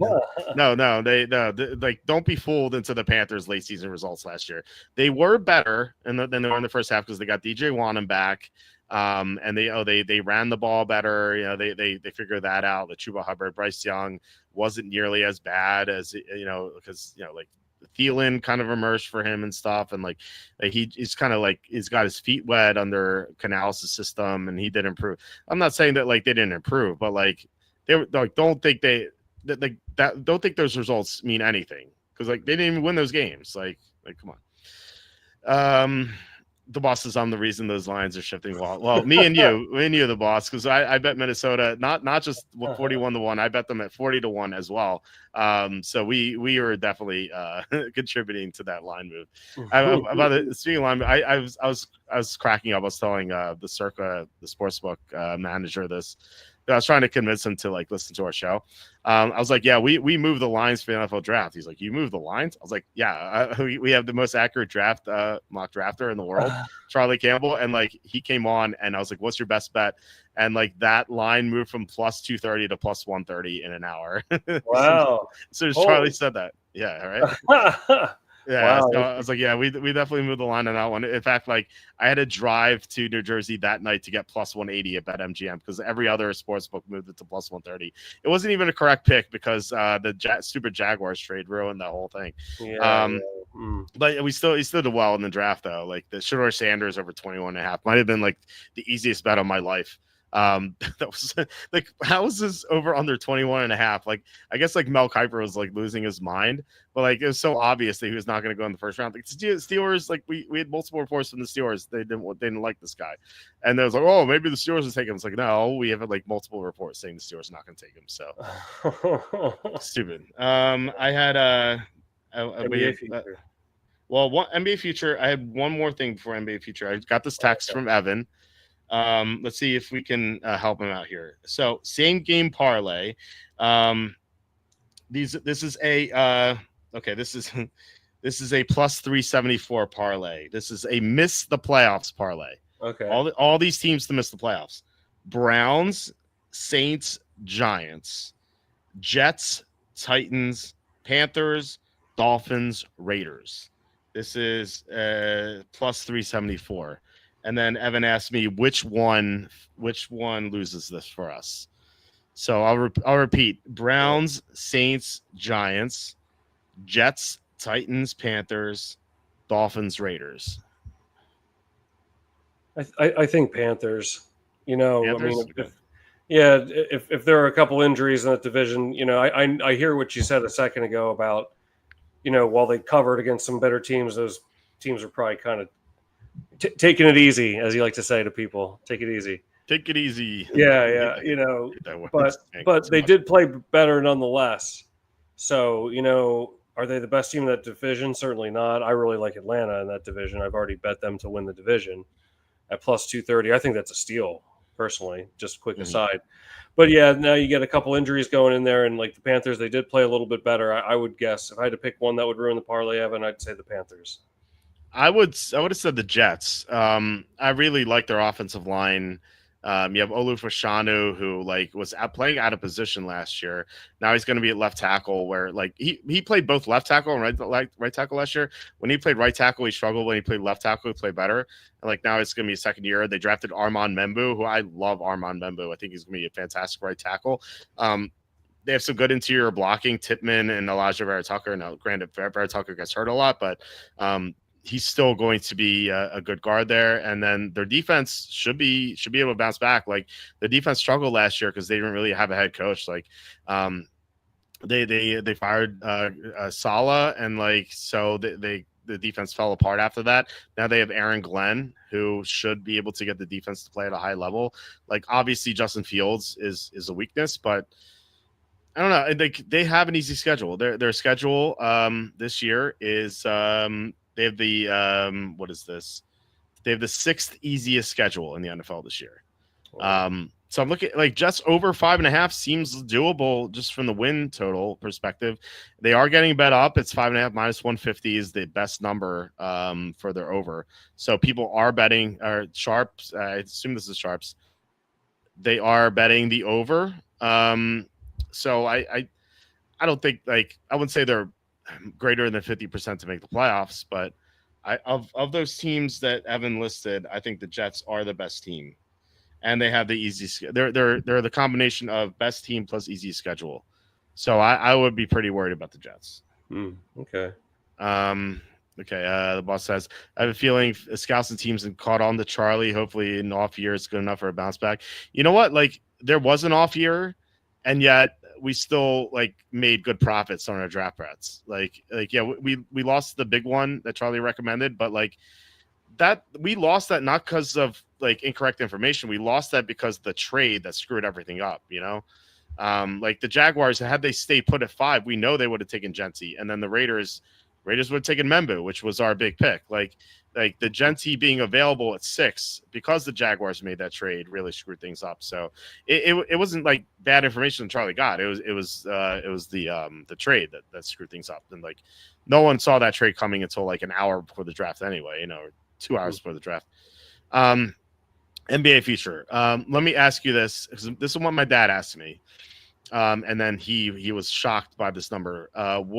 What would you make the Spurs to win the NBA championship this year, knowing they have Wembanyama in his 3rd year, they have De'Aaron Fox, and then they had 2 early draft picks this year. They took Dylan Harper and Carter Bryant. So, and what would you make the Spurs to win the championship? 35-1. That's exactly what I said. It's funny. Oh, wow, really? They're 70-1. Really? Yeah, on FanDuel at least. Let me look at DraftKings to see. I didn't look on DraftKings, but FanDuel has them 70-1. And like if you're gonna bet, shop around, obviously. So NBA champion Spurs are 60-1 here. So not as good, but still Oh, above wow. the I still thought it above would the be number. better than that. I mean, I'm not saying I think they'll do it, but it's probably good. I mean, I think good there's number. definitely a chance for a good hedge opportunity if they. Yeah, I absolutely. I think that's insane. It's not as good as my Timberwolves 60-1 or whatever it was, 70-1 last year, which I got like late in the year. I was like, I can't believe this number. I had to bet it. By the way, Timberwolves, I think they're like 16-1 on or 18-1 on FanDuel too, which seemed like a weird number to me. So I would consider them, and I would consider the Spurs.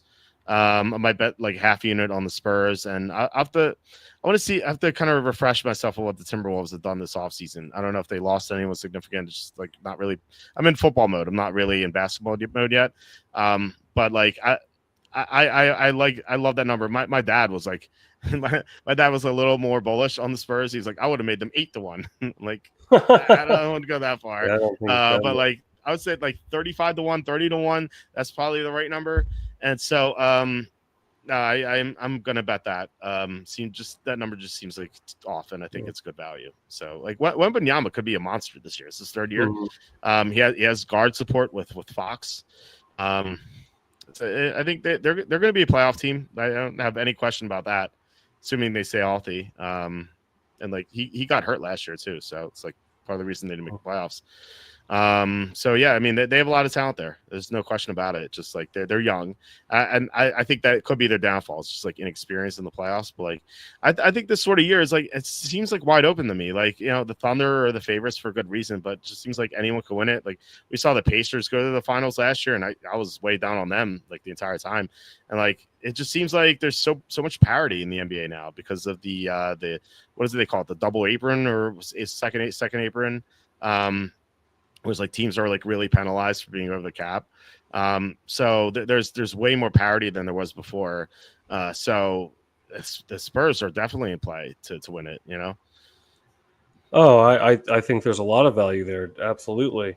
But for the love of everything that is sacred, take the Orlando Magic. This is the most excited I've been about Magic basketball in some time. I think they're really going to be good, man. I agree. I totally agree. I'm really 20-1 as a fan. Yeah. I like Orlando. The only thing I was like don't like here is I thought the line would be like 30-1, but maybe this 20-1 is like the sharps betting it, like maybe it's just 20-1 for a reason. But they are what? They are the Cavaliers are the favorites in the East. Then you have the Knicks, and then you have the Magic. The Magic are the number 3 team in the East. I think they're better than the Knicks. I don't know if they're better than the Cavs, but like I don't know if I really trust the Cavs. But like the Magic made they got Desmond Bane. Like they really needed offense. They got Bane. So yeah. What'd you say? Who'd they get? Tyus Jones. I'm drawing a blank on his name. Tyus Jones. Tyus Jones, yeah. Yeah. No, their roster is definitely gonna be better this year. And Suggs and Mo Wagner are going to be back, and people don't understand how much that hurt their depth last season. Oh yeah, both of them being injured for a significant part of the season. Banchero was out for a significant part of the season. He was. Weren't they doing well without him at first too? Like, yeah, am I crazy? Maybe I'm misremembering. I guess. No, they were doing all right with him at first. Hang on, let me see something here. Yeah. I'd like to see what the Magic are to be the number 1 seed. Oh, what the odds on that would be? I don't know if they have that here. Consecutive titles. No. Do you think it's? Imagine parking your money for 2 years on this. Why would you do that? Hey, I'm just gonna keep my money here for 2 years. I mean, it's like don't do that. I didn't like park. I haven't even bet week 1 yet because I don't want to park my money for 2 months. Like obviously futures you have to, but like like week 1, I'm like, why would anyone bet week 1? The only reason I would bet week 1 early is because if you think the line's going to move. Like if the Browns are like +6 right now, and I was worried that it'd go to +5.5, I'd probably bet it now. But like, hey, there's no reason to do that otherwise. The boss says college basketball is the easiest to bet. I disagree. I can tell you in a second why. I had every single one seed and +1,000 odds, and Florida 40-1. That's awesome. Wow. Early analytics will tell you the results. Yeah, the boss, when the tournament rolls around, you'll have to tell us who to bet for sure, because I'm not as in tune with this, but that's an awesome. Those are awesome odds that you have. And I'll say that I'm saying that it's not the easiest to bet, because WNBA is the easiest to bet. It's like Todd, I'm texting you these results. Like, it's been great. It's automatic. It's crazy. I've said this before. Bet the under at the start of the fourth quarter if it's a blowout. That's all you have to do. And if it pops a little bit, bet the under again. Like, these scrub players on the bench can't score. They just can't score. And like, you'll see that like they score like 40 points, the combined 40 points, 40 points, 40 points ish, like give or take 5. And then it'll be like 15 in the fourth quarter. These bench players, they can't score at all. Like, there's no talent depth in the WNBA. Obviously, you have the top girls. Like, you have Caitlin Clark, you have Angel Reese, you have the Festa, whatever her name is. You have, I can't name any others, but Yasenku, whatever. I don't know. Ionescu. Ionescu. Okay, sure. Whatever you say. So no, you have these top girls who are good for their sport, but they have no depth. There's no depth in the WNBA. Maybe that changes 10 years from now.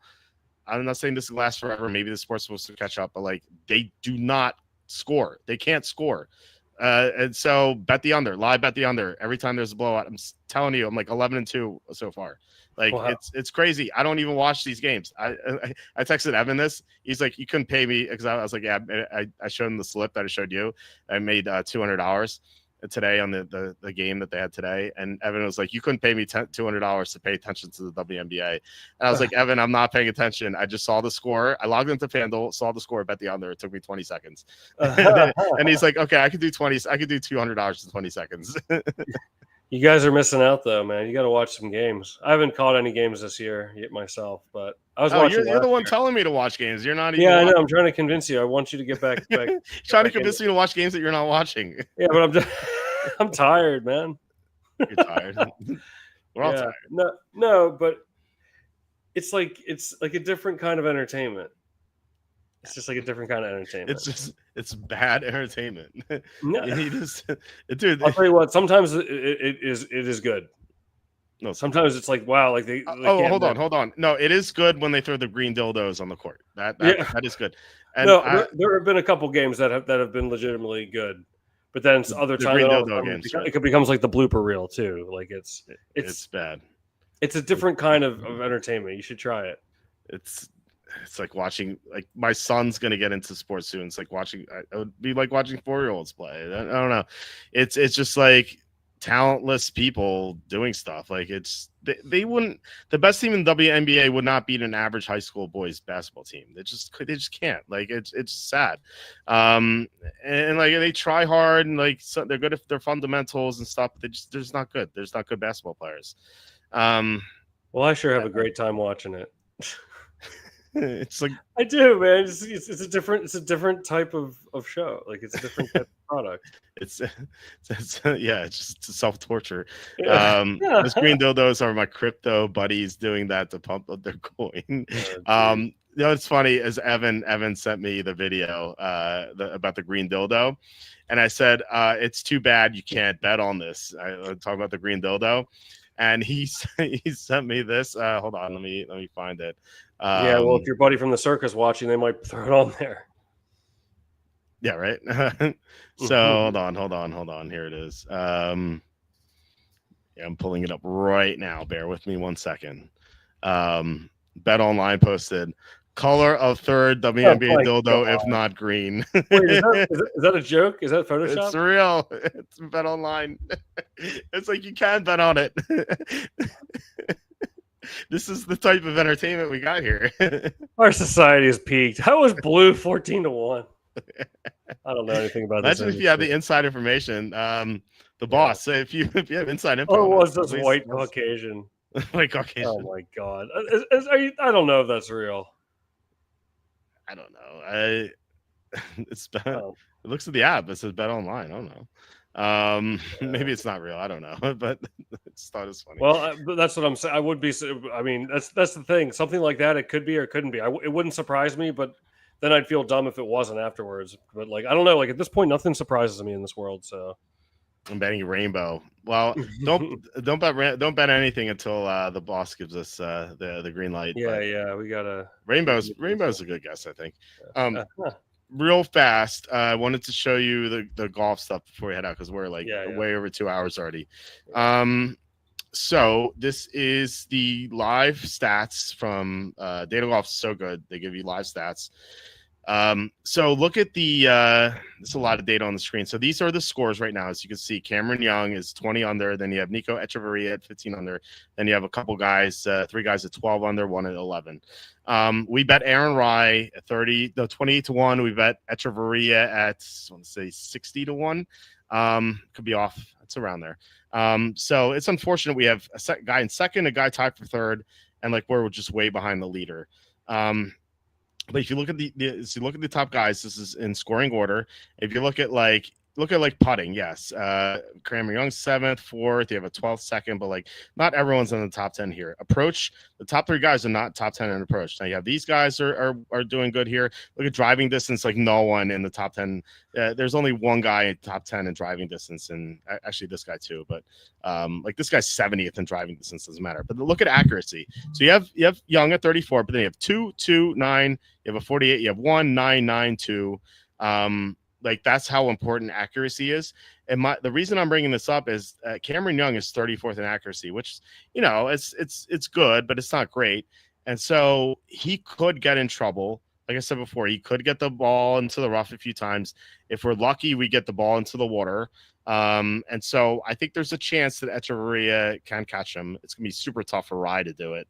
If you look at the odds, I think this will take us here. Cameron Young is 86.2% to win. Echeverria, though, 8.5%, and they give Rye to an even 2%. So we have a 10.5% chance of winning significant money. We did hedge with Young earlier today, so I'm not looking to do that. He's minus 650 now, so you can't hedge that unless you get like an insane profit boost. But we did hedge we hedged Young a little bit, not nearly enough. I was looking at it when it was minus 150. I'm like, should we bet 300 to win 200 to hedge more? And I was like, maybe he'll screw up, and he never did. 10.5% is not too bad considering how far back we are. But I mean, look, again, like he could screw up because his accuracy is not elite. It's good, it's not elite. So, hopefully we see that. But if you're talking about that, like golfers to win without Young, I think Echeverria, if you look at his stats here, he is second in accuracy, which is why we bet him in the first place. 34th in approach is okay, but he's 4th in putting, so he's hitting all of his putts. So, he's a good golfer, and I think he's a good bet to win without Cameron Young. So to answer Patrick's question, the bosses will launch Rainbow Dildo next week and throw one at Angel Reese. Nice. Well, there you go. So you could bet Rainbow now that we have the boss's blessing. All right. Anything else to add before we head out? I guess that's it. We got some good talk in on those week 1 games, so I'm looking forward to it. We're like a month away here. Hard to believe we're a month out almost. We have significant preseason games start on Thursday, and then 4 weeks after that is the start of the regular season. The first game is the 4th, so it is as of tomorrow. It will be exactly 1 month out. So it's crazy. It's crazy. Summer's flowing by, huh? Yeah. And for those who don't know, Walter and I have a joint entry into the Circa Millions. Yeah. So we used to be called we used to be called Holmes Hall Heroes, but Circa disallowed different names this year for some reason, which really disappointed me with Evan because we had the coolest nickname. We had the 86ers because we found out that we both had the same birthday, August 6th. Oh wow! Yeah. So it's coming up. Oh, we got a birthday here soon on Wednesday. Yeah. for you. Big plans Wednesday. Yeah. What are you gonna do? I don't know. I'm probably gonna go to Red Robin or something. Oh, nice. Well, Man. because I always get asked like where do you want to go for a restaurant? And so I feel like I have to appease everyone. So I would love to go to Nifty 50s, which is my favorite restaurant. My dad does not like it. Mhm. Because you can't get like a steak there or whatever. So Yeah. I can't go to like a fancy restaurant of sorts because I have 3 kids. Oh, sorry, I have 2 kids. My sister has 3 kids, and Mhm. so like with 5 kids, just you can't do it. And my Yeah, daughter's not even 2 it's yet. And you just can't do that. So the exchange is like Red Robin. They get their chicken fingers, they get their burger, they're happy. There's like bright lights. They have sometimes they have a mascot running around. My daughter loved it last year. So I try to appease everyone. I'm like Red Robin, it's close to. And look, the food's good. It's not like amazing, but it's pretty good. So that's my big plan on Wednesday is to nice. Oh, I'm gonna play some video games too. I'm gonna play okay. Final Well, Fantasy VII Rebirth. happy early birthday, man. Thank you. You're coming up soon, right? Yeah, 29th, Yeah. about 4 weeks away, less than Yeah. 4 weeks. But yeah, maybe what are we, WalterFootball -2? Yeah. WalterFootball.com-2. Yeah, as we exciting. still identify as Holmes Hall heroes though, so That's right. That's what matters. That's what it matters. Yeah. Yeah. We're like the Redskins. We got replaced. Yeah. We got this generic name now. All right. Well, that's all I That's it. got. I'm looking forward to the season, man. I can't believe it's here, like you said. So Yeah, exactly. All right. So thank you guys for watching, commenting. Really appreciate it. Visit twitch.com /Quacky_T. Tom, have you played any games on here recently? I wanted to start playing this game called what's it? Dead Before Daylight. It's like a survival horror game. Have you heard of that? No. Sounds interesting. I like Survivor horror. Yeah, it's like a multiplayer. Like my understanding is like one player is like the villain. It's like a horror, like it's a survival horror game. But I'm like way late to this party, by the way. For just so everyone knows. I never heard of it, so I'm even later. Yeah.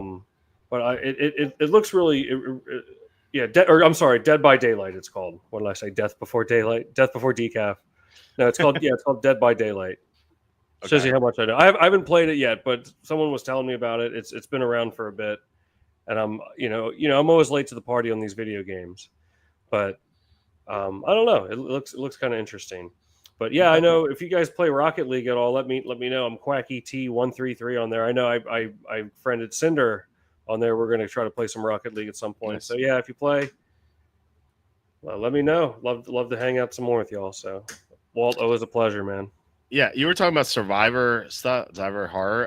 Real quick, and I'll mention this later because I'm sure some people have signed off already.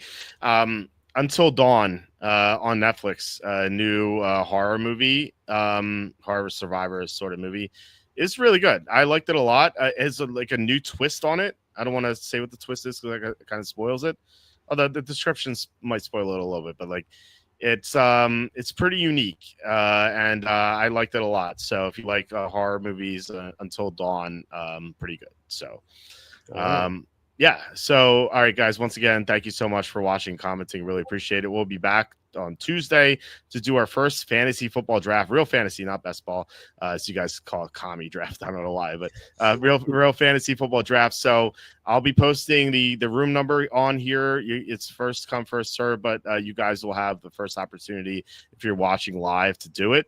And then I'll post it on Twitter. So we get like 12 people drafting, like real fantasy football. So that'll be fun. So we're gonna do that a lot in August. So looking forward to it. But otherwise, I hope you guys have a great rest of your weekend, and I will talk to you on Tuesday. See you later.